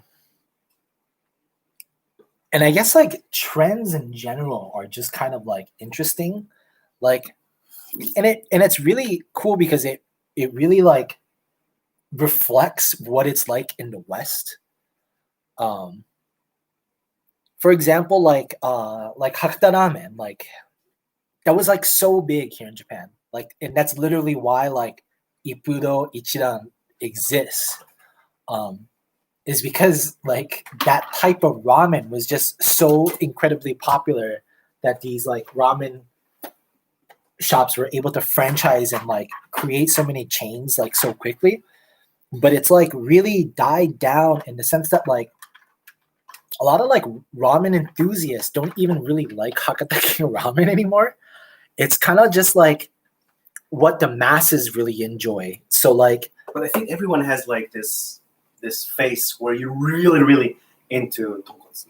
Yeah. Like, and a lot of people start with tonkotsu because it's just so different from what you might know, especially. Asian.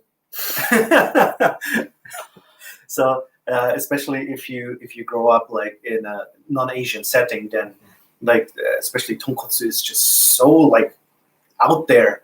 Because you grow up with, let's say, some chicken soup that is not so far away from, let's say, a shio ramen or like a shoyu ramen even, right? But then you have this creaminess and, let's say, the richness from tonkotsu, which reminds you more of a gravy, right? Mm-hmm. And get that together with noodles is just a completely different experience. And so, I mean, like, yeah. And then, like, the thing is, it's like that's kind of like the evolutionary like process, right?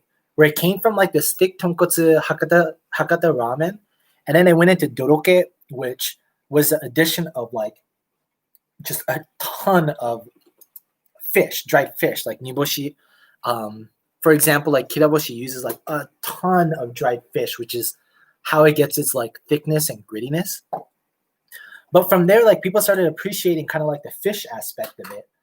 And then that's kind of like where like the entire like tonkotsu gyokai tsukemen was born too, where like people realized that you could really add this like this dried fish element to make it into a thick soup. And then that's where it kind of moved away from like the taishoken style, really like chintan, like light tsukemen to like the thick tsukemen that it is now. And like it's kind of like just moving with the times of like just people's palates changing. But I mean that ramen style is like still really popular now after like how many years now? I mean, if not, like Tomita would never really be what it is now. And then you think that looks good? Blanched enough? Yeah. All right. There's a noodle in there as well. And then like now, like I think people have gotten kind of tired of the entire kind of rich, creamy, thick soups, like the double soup that you'll find at like Gotsu.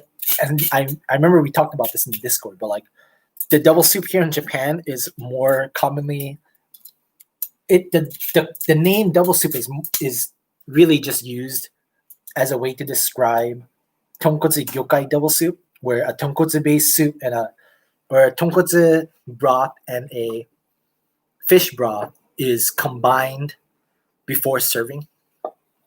Anyway, that soup was really popular with like hayashi, gotsu, kikanbo, not kikanbo, kokaibo.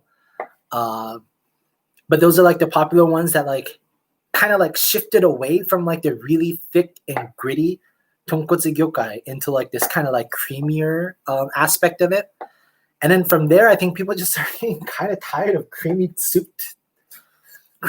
So that's kind of like where the new wave chicken shoyu ramen like boom started with like Toy Box and like Hayashida, Talking about thick stuff, gotta give this egg a try. Minso Nage. There you go. Right. Cheers.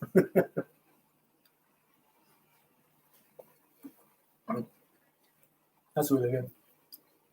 I make pretty good eggs. But yeah, and then like, and I talked about this with Abram too. But like, I like write about the Michelin Guide because honestly, the SEO traffic for that is like fantastic, and I tend to get a lot of traffic coming to my site because for whatever reason, the only person that went and took like 30 minutes out of my day to like look up what all the Michelin big gourmands and Michelin star ramen restaurants are in Tokyo and put them on a list. But like, I mean, that list is their own website though, where they have a list. Oh, really? But it's not nice to navigate. It's a little bit of a Japanese website. Not to diss again on Japanese, but like they have a Japanese website has a certain style, and that one. But it doesn't let you like take a look at more than 10 at once, for example. Like you need to keep scrolling. Honestly, that list is like complete bullshit. I really don't know why some of them. And like, Ramen Beast and I talked about like why it was so. Oh, you should have fresh garlic. Like some of the ramen restaurants there on the list is like, you just don't really understand why it's there. Anyway, like,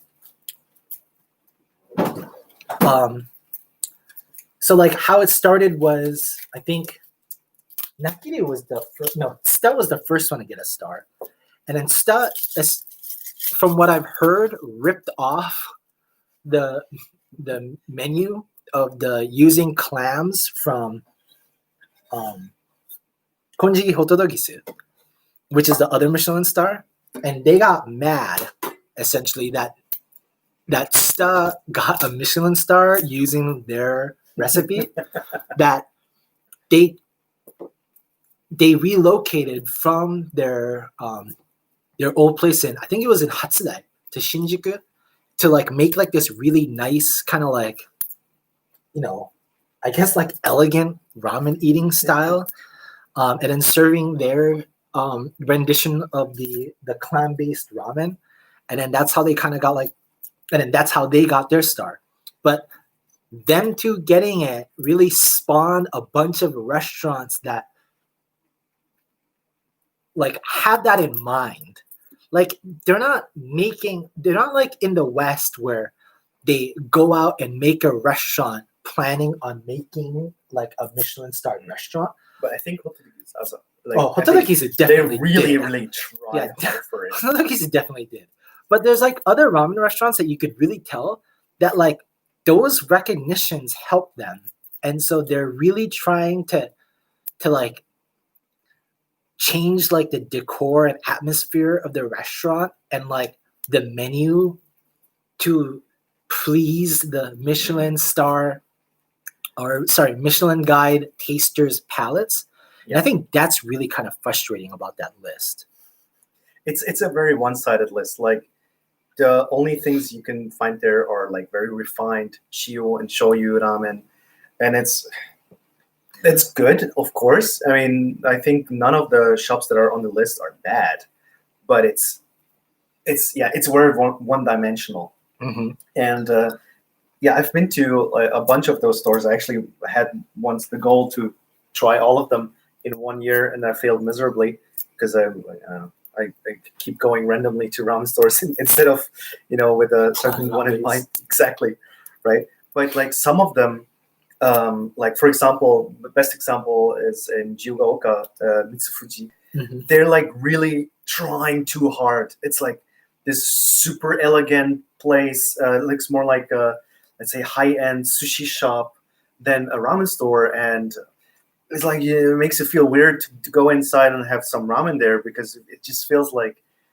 you're in the wrong spot, right? Yeah. Have you been to the new location of Tsuta? Interesting stuff. Tsuta doesn't have a star at the moment. Yeah. They don't have a Michelin star. But I think they relocated, right? Yeah. Yeah, I've walked past. I haven't been there because one of my really close friends, one of my best friends, actually lives like 5 minutes away from Sta.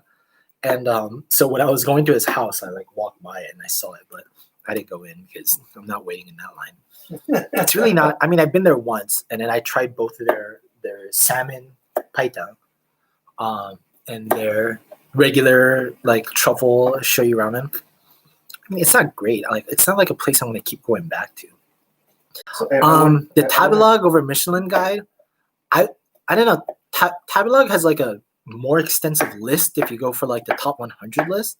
So like, it doesn't kind of narrow it down to just, I guess, what the palate of Michelin Guide tasters rank as good ramen. So like, if it's like your first time in Japan, trying like a handful of ramen restaurants off the Tabelog top 100 is like probably a good bet, a good option to get like a well-rounded experience eating ramen. But Tabelog got into a controversy last year where doing the Yelp thing. Yeah, they were doing essentially what Yelp does, where they were like scalping off of restaurants and making them pay to get like higher on lists, or like higher on rankings and being able to like appear on lists. There wasn't any ramen restaurants that like spoke out about it, except for like, I think Sta or maybe Ito spoke out about how they're not like gonna fucking pay money when they're already popular and famous. Like, you make our rankings for our ramen restaurant low if you want, like we fucking care kind of thing, which I thought was pretty commendable and respectable. In that respect, there's also ramen databases or just ramen DB. Yeah, I think that one is pretty good. I don't know. Correct me if I'm wrong, but isn't ramen DB stand for Ramen Data Bank?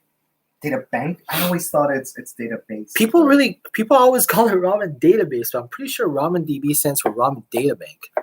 I don't know. Anyway, yeah, ramen DB is good. If you have the app for ramen DB, it shows you like a map, and then they color code the ramen restaurants on like how good they are from like pink to green.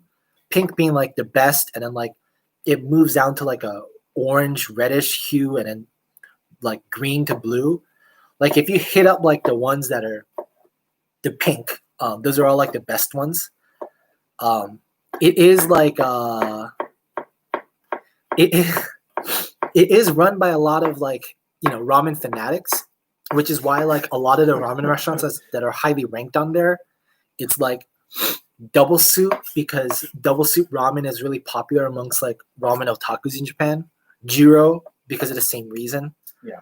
And then just like the tonkotsu gyokai tsukemen, like tomita and like stuff like that. Like those are like really popular. So I also feel like let's say the commonly like the shops that are popular among the common populace are getting a little bit shit on. Yeah. So it's like, you know, if you might know that if you go into like a certain music genre, then people who are really, really into it, they don't like the popular stuff. They like their like niche stuff. Like, it is ramen database. You wouldn't have heard about it. Yeah, like I only like the unknown stuff. Like before it was popular, now it's shit. So, and the same thing, at least I feel like the same thing happens on ramen database, where like as soon as a shop really gets popular and like you have long lines, then let's say the ramen otaku start shitting on it. Yeah. Like, oh yeah, it was better back in the day, or like,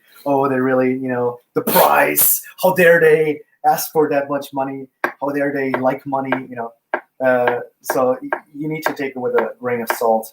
And I think another good tip might be a shout out to Abram and his ramen beast app. Naruhodo ne. Company name is Databank, and then the site is called Database. All right. Yeah, so I've always heard people like keep calling it Databank in Japanese, but then like foreigners keep calling it database, and I was always like, I mean, I could have just like easily checked it, but I always found that like really weird. Yeah, just to finish my thought. So like if you don't speak Japanese, then ramen database or Databank, whatever, is not really super useful, right? Then I think if you're just like want to look up what's in the area, what's good, then I think the Ramen Beast app is also pretty good. Oh yeah, I It don't have an has- iPhone, so I actually have never Well, you like can't. used it. I recently started like checking it out a little bit, and it's pretty good. I mean, like the major stores in the area are in there, and I think for someone who's not as deep into ramen, it's absolutely sufficient to just take a look there and see what's around. If you're planning a trip to a certain area, there's like all the main stores, and they have ratings. And I think Abraham has eaten enough ramen to fairly judge if a place is good or not. So, Yeah, I mean, I would check out Ramen Beast and Ramen Adventures site as well. They write exactly. English language reviews that showcase some of the ramen that's in Japan. So I would just Google it. I'm sure you'll find like English language reviews somehow, if you have like ramen shops in mind. And then like, a lot of us too like write like top 10 lists. I used to write them, but they're kind of like, I don't know. It's hard to so pick, right? Yeah, it's so subjective that like I kind of stopped. But yeah, I have some like top 10 lists like in. You recently published in a short ebook, right? Oh yeah, Like, so maybe I you could wrote- plug that. good time. I wrote an ebook that kind of shows my pick of like top ramen restaurants to visit around Tokyo. It's currently up on my site ramenguidejapan.com. And yeah, if you want to buy that, I have it. I had it on sale for $1 because I was trying to raise funds for the ACLU and support of Black Lives Matter. But so like right now, the cheapest price you could get it at is $5. But yeah, if you want to pick that up, I have like all the addresses, what I think about the bowls, tips and tricks, I guess, of like visiting Japan. So there's like 15 bowls that are like easy access for tourists, or Yeah, like 15 bowls that I thought is worthy of visits, and then in like easily accessible areas. So like I don't have like Hachioji Yaenkai or Jiro on there for obvious reasons. Like it's just like it's too far. Like I don't have like Kokaibo. Yeah, I don't have Kokaibo on there. Like I don't have like like somewhere within. They're all essentially within like the 23 districts of Tokyo. So it's like easy accessible. So it's not really like the top 15 ramen that you get in Japan, but it's like top 15 ramen that if you're a tourist staying in Tokyo is like good and easily accessible. I've not met abroad in Japan, Me neither. Yeah. but I did a YouTube video with the Food Ranger, if you guys want to check that out. On that trip, I met Sunny from the Best Ever Food Review Show. That guy was interesting to say the least.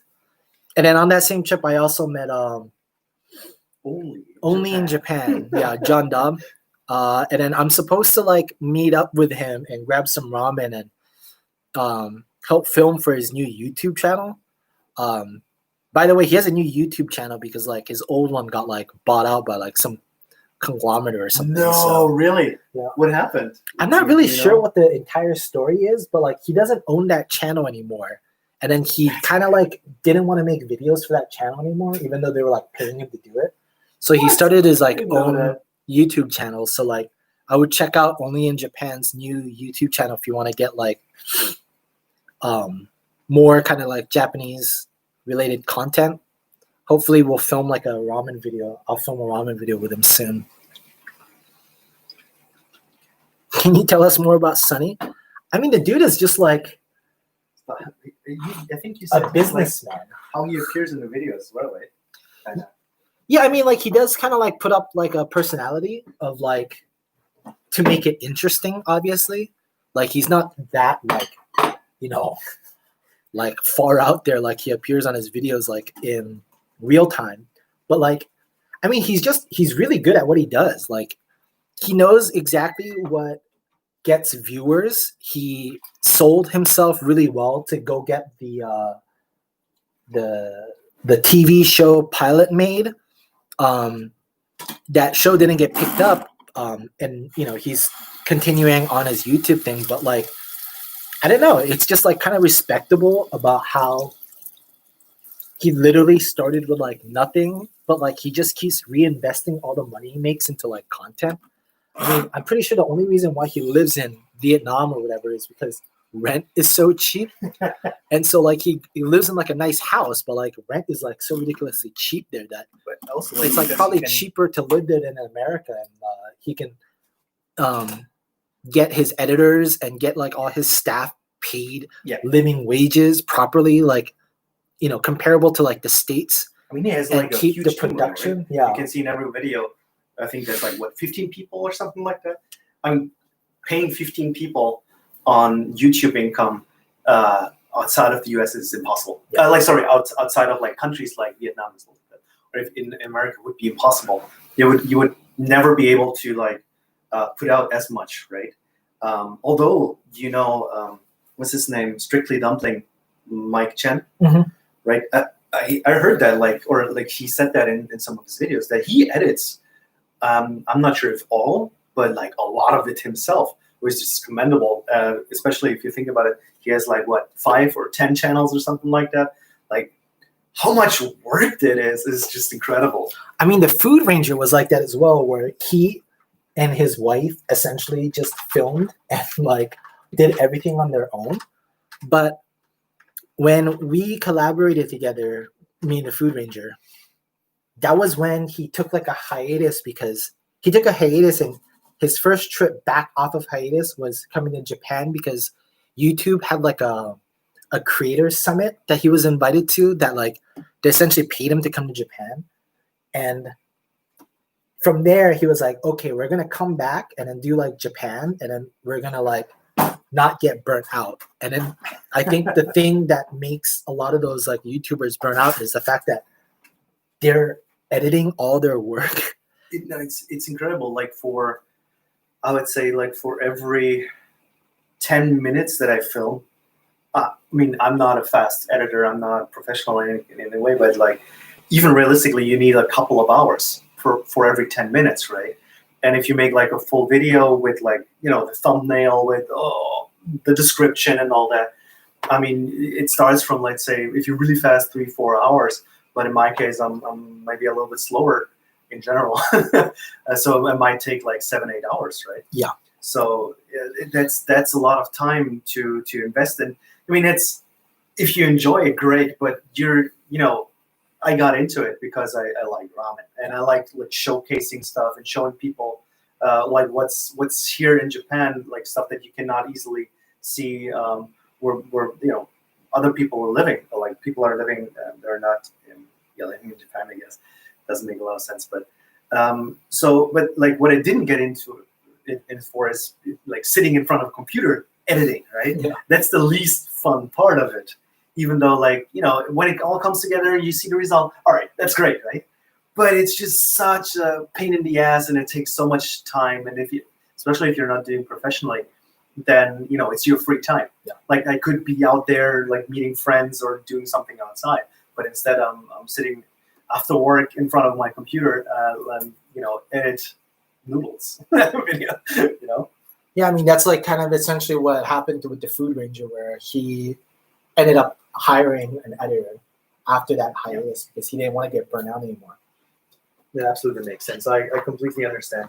And like I think there will be definitely in the future, if I ever monetize, there will be time where like I take all of that money, 100% of it, and put it all into editing. Yeah. So I don't need the money. I just don't want to edit anymore.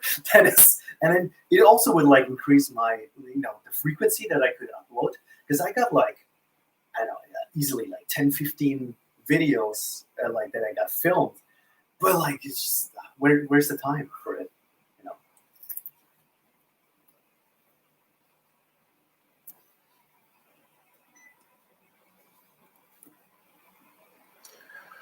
Is there any questions that I missed?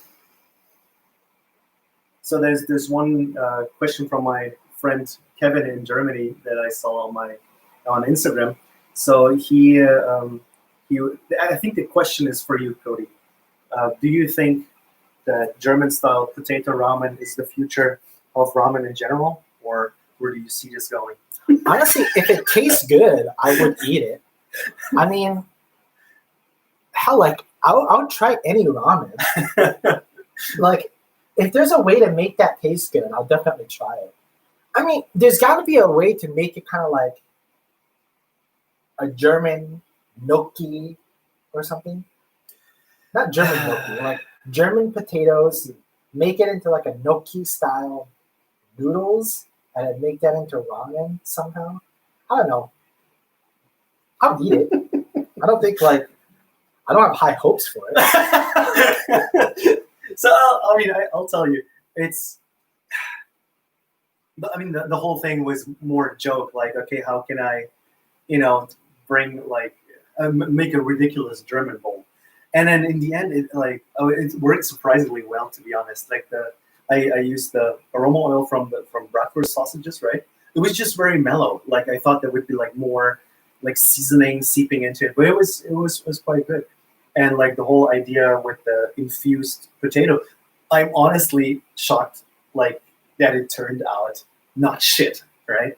So it was really good actually, and surprisingly the potatoes soak up the flavor really well. Uh-huh. So I'm like surprised that it's not actually a thing already to treat potatoes like that. Yeah. So I think it's maybe not. I'm not a chef, and I'm never will be. But it's an interesting thing to explore, which you can actually like infuse potatoes with, and I thought that especially shiotare worked quite well. I think like the big thing about like ramen and just like how it will evolve from here on out is like, I mean, like Japan is just, we're like the king of like overdoing things.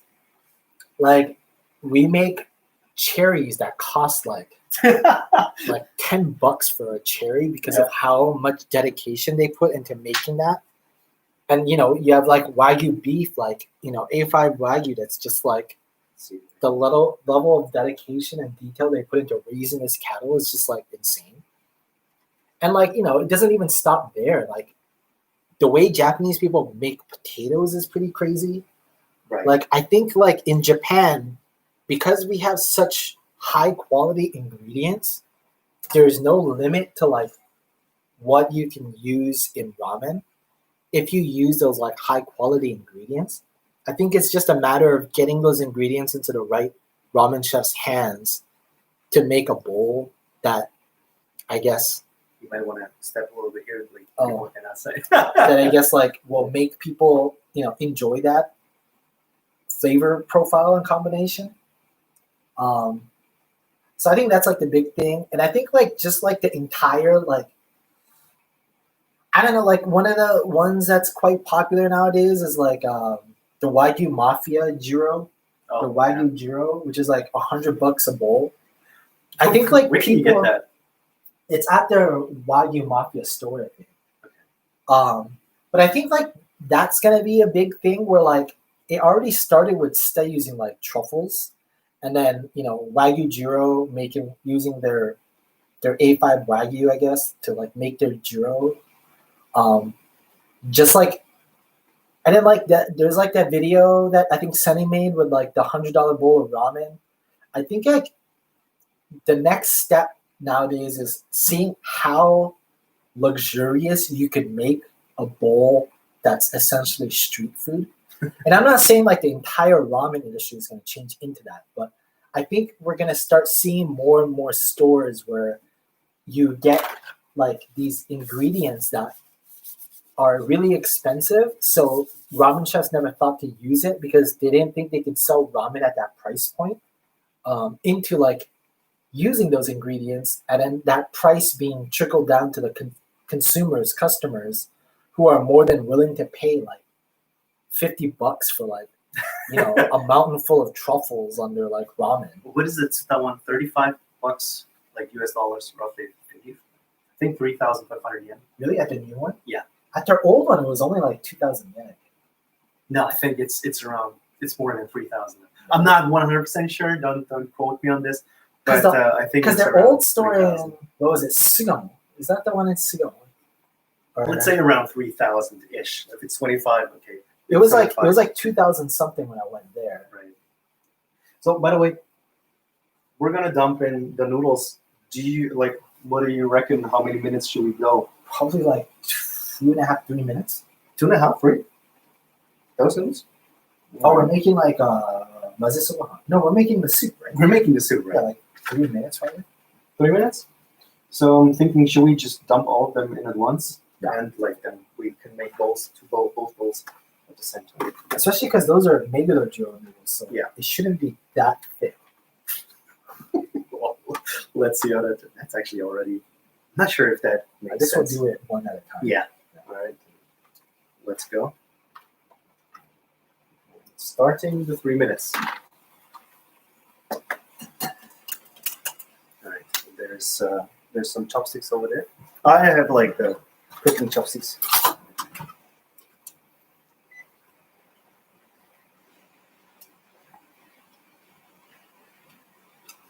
So there was another question now as we're talking about noodles, or we're working with noodles here, if I'm ever gonna make, or when I'm gonna make my own noodles. So this is a question that comes up. Oh, have you Quite not made frequently. noodles before? No, I've never made Oh, noodles. dude, it's not fun. I stopped.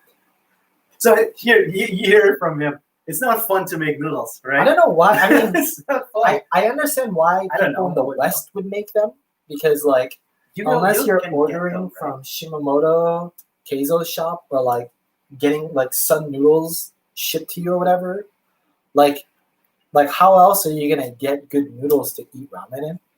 But like in Japan, like I can just go to a supermarket and get really good ramen noodles that I realize it's not worth my hassle and time to be making it myself. And like, I mean, granted, I'm not gonna really make that much ramen myself anymore anyway, now that like the lockdown ended and I can travel and eat ramen now.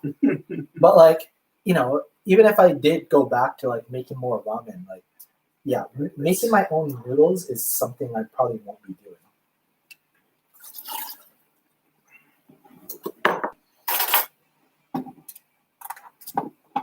so we have like around 1 minute-ish left.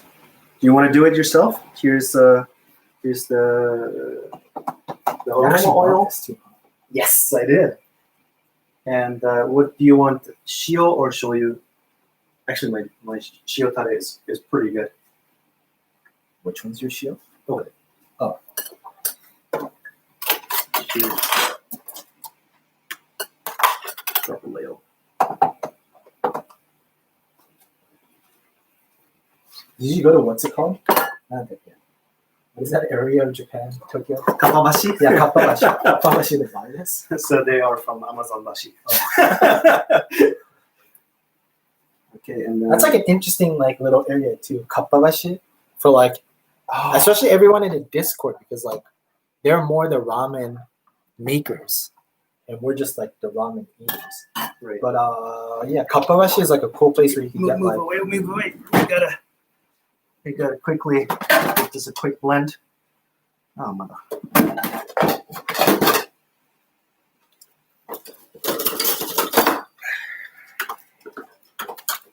just use this, right? Huh? Oh, for the pipe down. Okay, so noodles are done.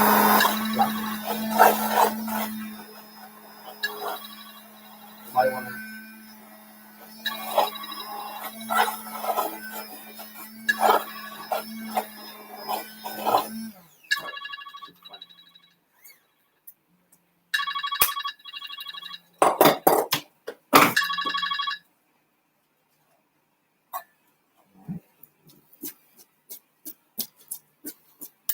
Yeah, these Jiro noodles.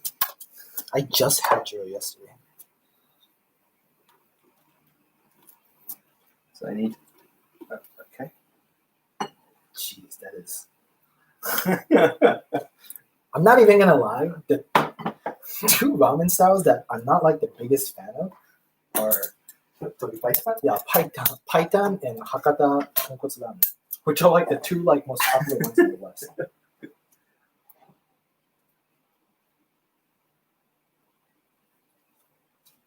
let's give people a quick good look at what's happening here. It's gotta be the first time anyone used Jiro noodles. For Tori Python.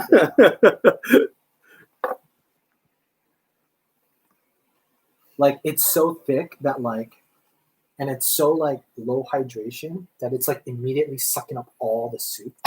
That, the little soup that you put in there is slowly disappearing.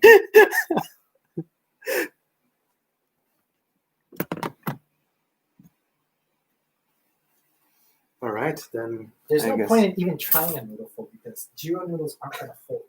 you can add any topping you want. Well, if it's a python, it's gotta have a bunch of onions, right? Let's dump the rest in as well.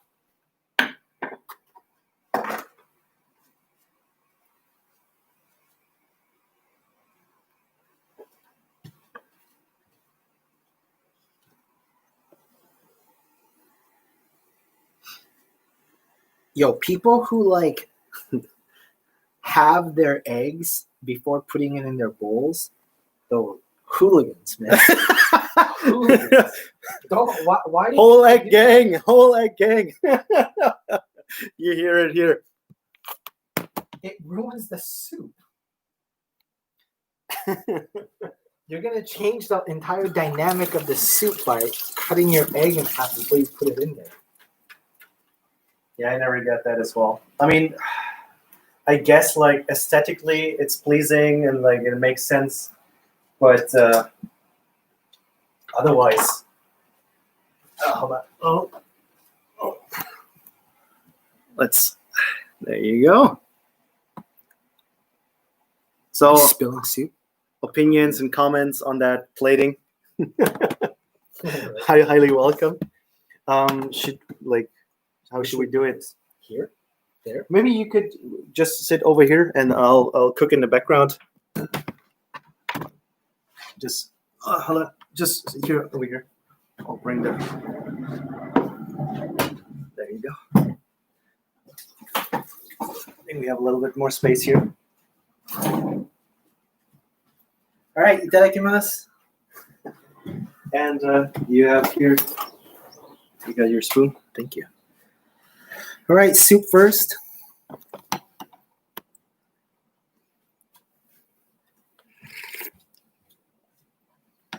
Oh, this is really good.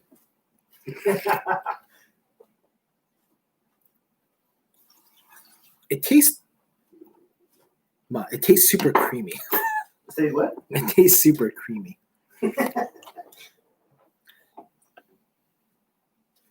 Try these Jiro noodles out.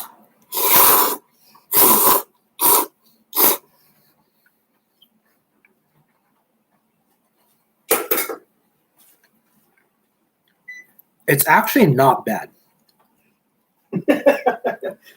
I'm actually really, really happy with how the Tare turned out, and the Tori Python. I think that's actually the one I used for my video. I mean, that's been frozen for a while. Like, But I would have thought that this soup wouldn't pair with the noodles, but it's pretty good.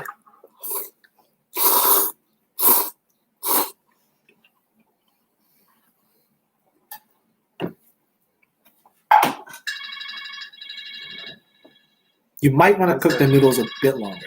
A bit longer. All right, then 45 seconds. let's go. Only because some of the parts that were dehydrated, Right. a lot, are still kind of hard. Okay. And I think it's better to have those parts cooked than the non-dehydrated parts overcooked. Right. Okay. I'll give it a couple seconds more.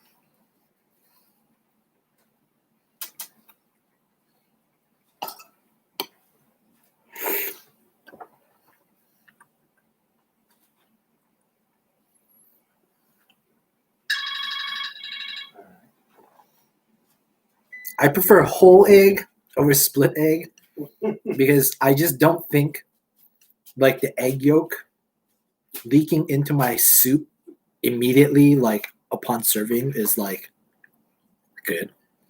It just alters like the soup, and I just don't think it tastes very good. Also, you then miss the whole creaminess, like the egg yolk, right? Mm-hmm. I mean, if it seeps into your soup, okay, well, it changes the flavor. That's one thing.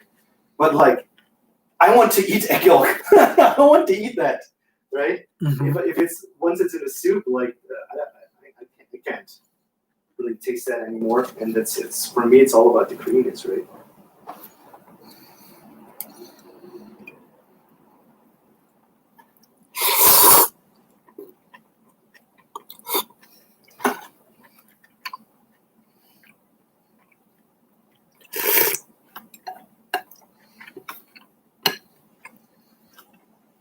I was planning on eating ramen after this too.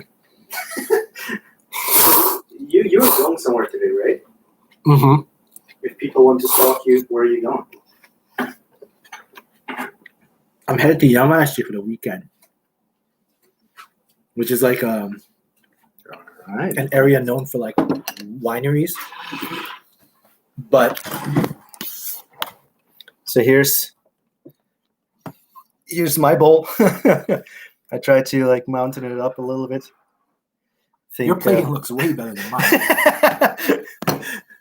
I don't make enough ramen or care enough to like plate properly. You know, it's all about that half year of experience that you got on Rabel.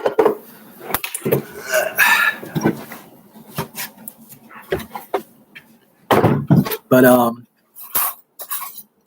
yeah, I'm going to Yamanashi to go drink my weight in wine. But there's also a really famous and really popular ramen shop in Yamanashi. And if people want to guess what that is, they can. But I'm going to go there as well and try to see if I can film a video. It's probably a Jiro, isn't it? Mm-mm. No? All right, let's give this a super try first.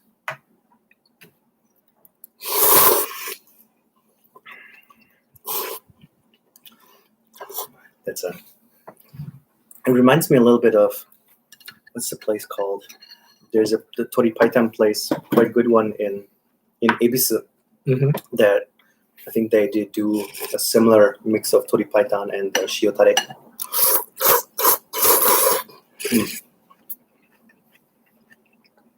Yeah, I think the extra time was a good idea. Yeah. Mine has like some dehydrated parts of it. Still not as good. Let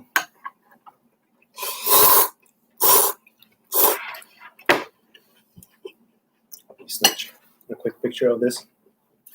I should actually use my new camera, shouldn't I?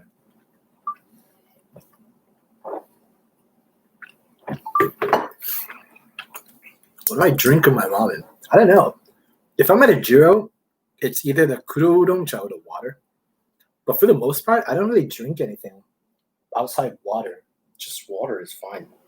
And I don't drink anything while I'm eating the ramen because I don't like having external flavors like change like what I'm tasting in the bowl.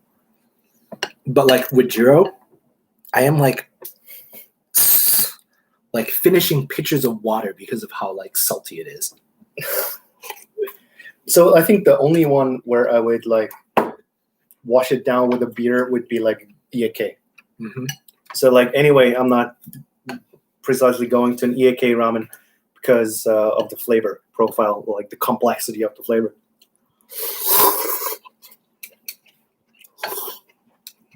But that actually is more like a drinking food, I would say.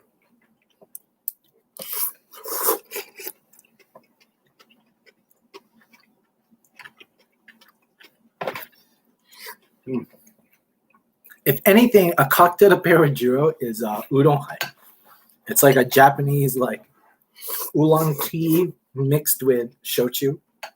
So there's Rokcha hai is like the green tea version of that, but you need tea.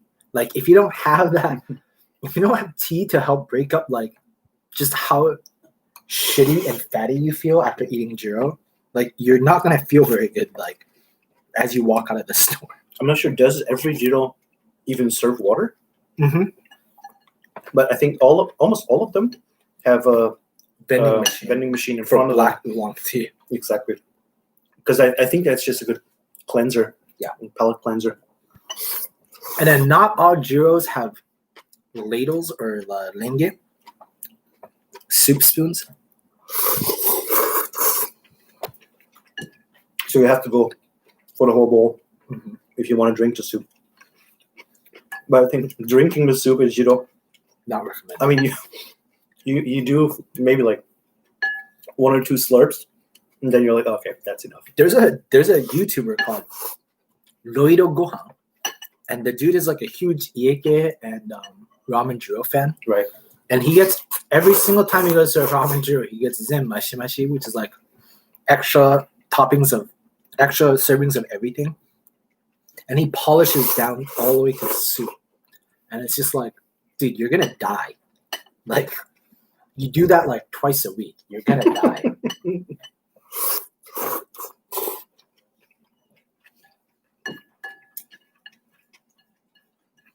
Oh, juice. I forgot something very essential. I didn't add it in the garlic. Yeah, very essential. It's like, where is that flavor? What is that coming in? What were the other questions that I have? So we have become officially a mukbang channel now. Mm-hmm. If you keep watching, we're gonna turn into Korean ladies with really red lipstick. Oh, how much for halal ramen in Japan? There's actually halal ramen places in Japan, believe it or not. Yeah. Ippudo, I think Ippudo or Ichiran has a Ichiran has a halal one. halal one now because they make like a non-pork version. Mhm. And then in Ebisu, there's a place called Meiya Honoru, and that's halal ramen. So if you're looking to be halal, So there's also vegan places. There's no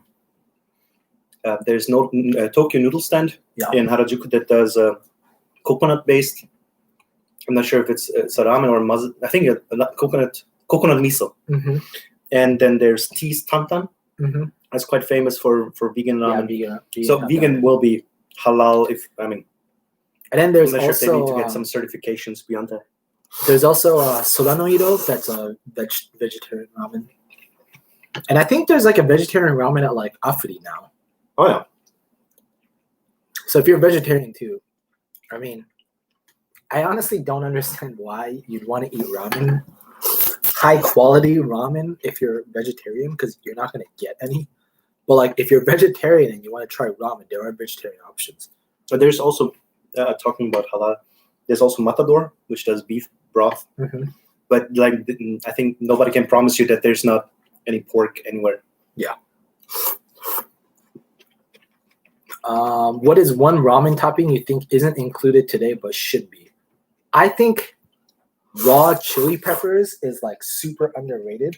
You want some chili peppers to finish your? Sure. I don't understand why like more not like Good stuff, or no, not like dried chili powder, like like raw fresh. chilies. I got like That's- pickled ones. Oh, that can work too, but oh no, it's fine. I don't need it. I'm just like curious as to why that never really took off. Because like if you go to like other Asian countries' noodles, right? They always have chilies.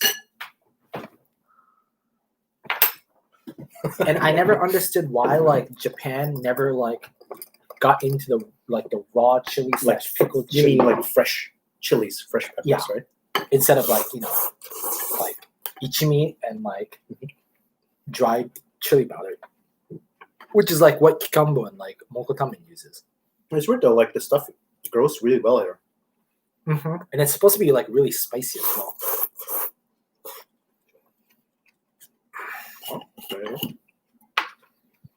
Oh yeah, I love chilies. That's like one of my favorite things too. Like I love Chinese style noodles.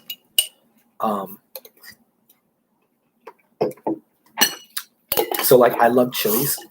I love spicy food. what is that, like Szechuan? I love like Szechuan style food. One of my favorite dishes is this thing called fuchi fei pang. What is that? It's like husband and wife. I think it's called like, that's what it's called, like husband and wife. But fuchi fei pang is like, it's like not intestines. What is it called in English? It's like the stomach lining, and it's like braised. Tripe. And it's like braised and like, and it's really spicy as well. Shit is so good. Have you had toshomen before? Yeah. Honestly, if it has to be like noodle soup and not ramen, that shit is glorious. It's really, really good. And there's a really good place in Ikebukuro. Like one day I want to make a video about that one as well. They do like absolutely fantastic toshomen, like right in front of your eyes. Mm-hmm. Are we allowed to visit Hong Kong right now? Mm-hmm. I'm not sure. I mean, people are not. I mean, if you probably could go as a Japanese national, but like if I went, I couldn't come back.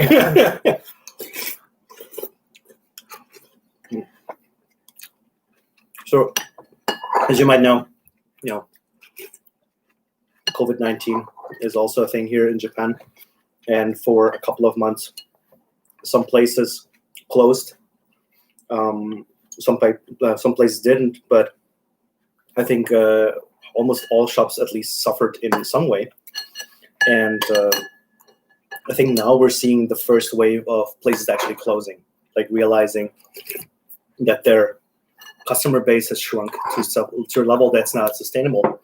And like I published a short video about it, and I made a full video about it before. But like one of actually my guilty pleasures, Men Garage, the Shurasuko ramen place, closed down, I think 2 weeks ago, and we went for a last time.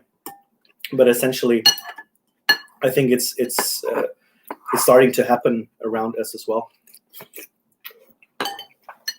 Yeah. So even though I would say like Japan has been affected way less than the Western world, what do you think? Like, what will be the outcome here? Do you think like all ramen shops are gonna make it? I mean, we're at least one down, but this is like straying away from like ramen a little bit, but like, there was a restaurant that was run by Noma called Inua that had opened in Japan, and it was all like Noma staff. And it was essentially like, Noma Junior. Like, it was essentially like taking Noma and just putting it in Japan. But they had to close, and because of COVID. And I don't know, like, the thing that really made me excited about that is like, it's you don't see a lot of places in Japan, like Japanese chefs make really like unique and what is it like? They go their own way. No, like unconventional cooking isn't very popular in Japan. Like Japanese people love, like, we have a lot of great pizzerias, and like they all trained in Italy. They all trained in Italy for years, and then they ordered like the stone ovens that straight from Italy, paid like 50,000 USD to like ship it over, and then like opened up pizzerias. And what I liked about like Inua was they kind of followed like the Noma idea of cooking, where they use a lot of like experimental ingredients and very experimental like cooking methods, and they were like successful here. Like, it was a really popular restaurant, and I was kind of hoping that kind of influence from Western cultures will like leak into Japanese cuisine, where more chefs would be inclined to use kind of like these like interesting ingredients and interesting flavor profiles. And then like that would then like also like lead to like Japanese ramen adopting these as well. And so like with COVID, like, and all these restaurants closing, I think like we're gonna revert back to like what makes money and like So what works, right? yeah, what works, which is kind of sad to see. I was looking forward to like a more experimental like ramen boom. So yeah, I mean, I guess that's kind of like the downfall of like COVID.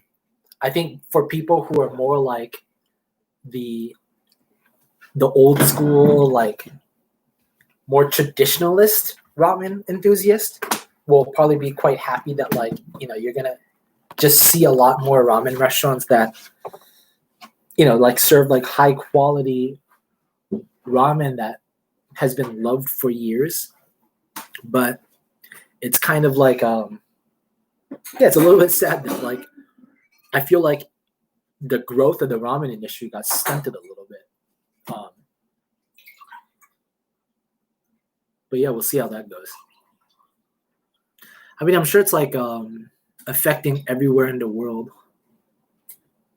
How is COVID right now? We actually just surpassed the highest number of one-day cases yesterday with like 200 something, which is like probably signaling a second wave, like what Nama just said. But I don't know. No one kind of cares. I work for a very liberal company. Like it's a Japanese company, but it's not like Japanese. Thank you. It's not Japanese in the sense that like, I mean, obviously, if you ever met me and like know my background, like I'm Japanese, but I'm like way not Japanese.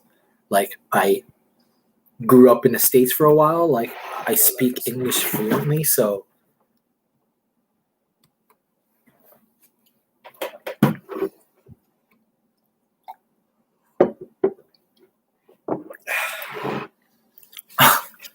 but yeah, so like the company that I work for, while it is a Japanese company, we're quite foreign influenced. So I've been able to work from home. I've been able to kind of like, I essentially just became like, flex. I still had like client meetings. Like I went to a client meeting yesterday after I ate Jiro. Extra garlic. Yeah. Well, like I had to go get my hair cut at like this, like, I don't know. My hair salon is like near where my old house was. You got a haircut, right? Yeah. Just yesterday. Just yesterday. So actually, this is one of the questions. Why do I look like a homeless guy in the streets of Detroit? COVID. I doubt that people, like homeless people in Detroit, look like this, but well, some might. No, but actually, I'm getting a haircut probably this weekend. But actually, this crisis has allowed me to grow out whatever you want to call this, a beard. And actually, I'm gonna try out one of the fancier stores around here to see what they can make with this. Yeah, because usually I'll just like shave and like have a short haircut, but the temperature is rising here, and this stuff here is keeping all the hot air in. It doesn't really help with cooling down, especially after having a good bowl of ramen. So yeah, I'm gonna get a haircut soon. And I think I had another question. When are we gonna do a European tour? Do you think there will be a time we can go to Europe together and try some ramen over there? I mean, I want to go to Germany. I mean, I love It's wine. nice there. My mom is actually a sommelier, so I grew up with like a lot of wine, and so like I'm a huge, like, I wouldn't say I'm like the biggest wine nerd ever, but I mean, growing up like in that type of environment, I definitely have a strong appreciation for European wine. So Germany is on my next list of countries to visit. I really want to visit that border of Germany and France. Oh, that's a nice reason, the Alsace. And just like hop back and forth drinking German and French wine. It's a very nice entire region. border. Yeah. But I know there's no ramen there, so No. I'll have to make a trip out to Berlin or something at some point. Yeah, so I think once I can go and come back, actually, I'll probably go and visit my family. Mhm. Haven't seen them in a while because also like couldn't go. I actually wanted to go this summer, and so maybe for Christmas. But then again, most likely I will stay in the south of Germany. Maybe do a short trip to France or Luxembourg. I want to go there one more time. Maybe Switzerland. I have some friends there. I haven't actually been a lot to Austria, so that might be a place to go. But I know the person who asked the question is actually from Latvia. Okay. So like I'm not sure when I'm ever going to go to Riga again, but I would love to. It's a beautiful city. They have really good food as well. Beautiful people.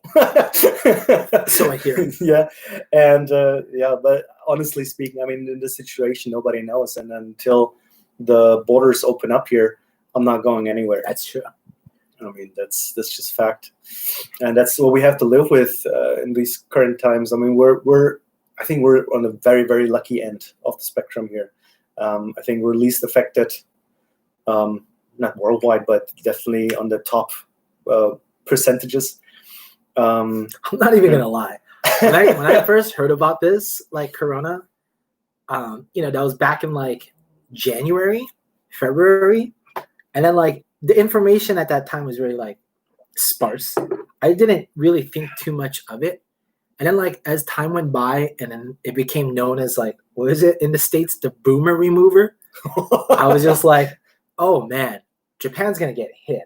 We have so many old people, but like for whatever reason, we're just not getting the huge hit like other countries. I mean, and then people kind of blamed it on the fact that like we're not testing, which is like obviously true. Like we have a very low testing rate, but like at the same time, like it's not like our hospital is being overwhelmed either. No. So like even if there are people who are positive out there that were never tested and like shown up as a positive test like case, like there wasn't a lot of them to overwhelm the hospitals, which is like one of the things that puzzles me. Like you would think it would, but like for whatever reason it didn't.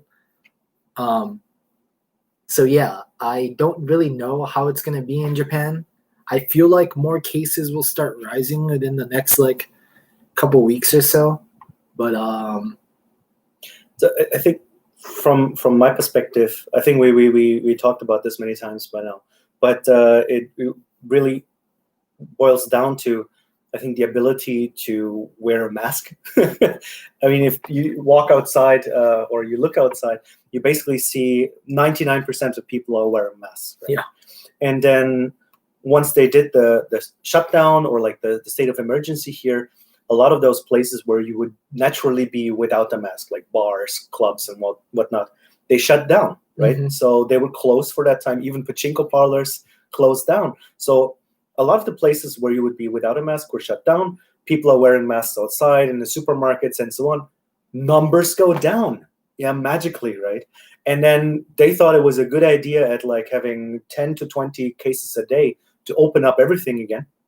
And now, of course, people, they want to go to their bar, they want to go clubbing, they want to go into, other establishments, and they take their masks off there. There's a lot of, customers coming in and out, and suddenly numbers soar. I mean, there's one of the hotspots is, let's say, the entertainment district of Shinjuku, where, I mean, most of the bars and other establishments, they're quite small, right? So, like, there's not good ventilation or, like, air exchange. So that's where people get infected. So I think it boils down to wear a fucking mask. Yeah. Right? Wear a mask.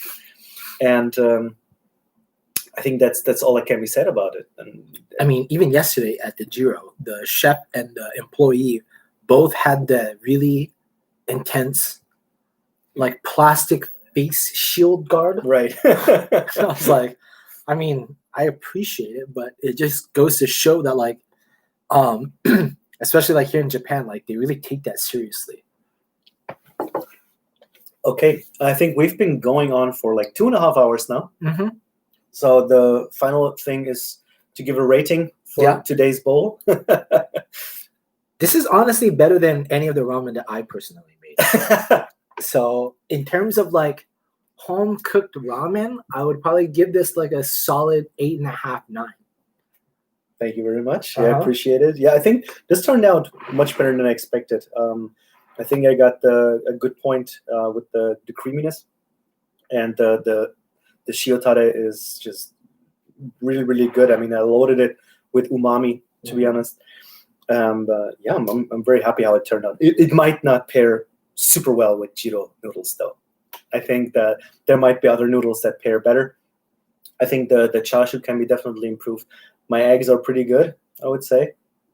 Yeah, but I think it's not correct to give yourself a rating. So I'll go with your 8.5. And that's not like, compared to ramen shops. Right. I just mean It's difficult to compare. Or like, to be fair, if you would compare it to like a regular ramen shop that serves tori paitan, right? Mm-hmm. With this combination, just as it was, this chashu with those noodles, fair. Like if I I won't be insulted. if I were to get this bowl at a ramen shop and then like I posted it on my Instagram, how I do with my 5-bowl rating, right, this will probably get a 2. Like I'm not coming back here. It wasn't inedible. I liked it, but like it wasn't anything special. Right. But like, in terms of like home cooked ramen goes, like being able to have it at the comforts of your own home, yeah, it's like a solid 8.5, 9, I think. I shouldn't have asked for the second rating. All right.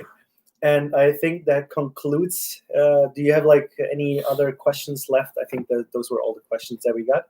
And I think there's no further questions from the chat. So I think we'll finish up here. Okay. So thank you very much for coming to the first stream. I hope there will be more. Yeah. Let's make this a thing. And we'll see how this works out, how this, how the viewer numbers are. And then we might do it more often or a little less often. But I think it was fun. It was great. Yeah. Glad that you finally could try my ramen here. Uh-huh. And thanks to all the people in the chat and to everyone who watched and to everyone who will watch this.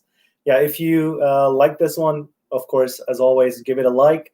Check out his website, ramenguidejapan.com, and subscribe if you want to see more of this. And in the future, we're going to mix these streams in once in a while. But we'll also go back to, let's say, our regular program of ramen stores.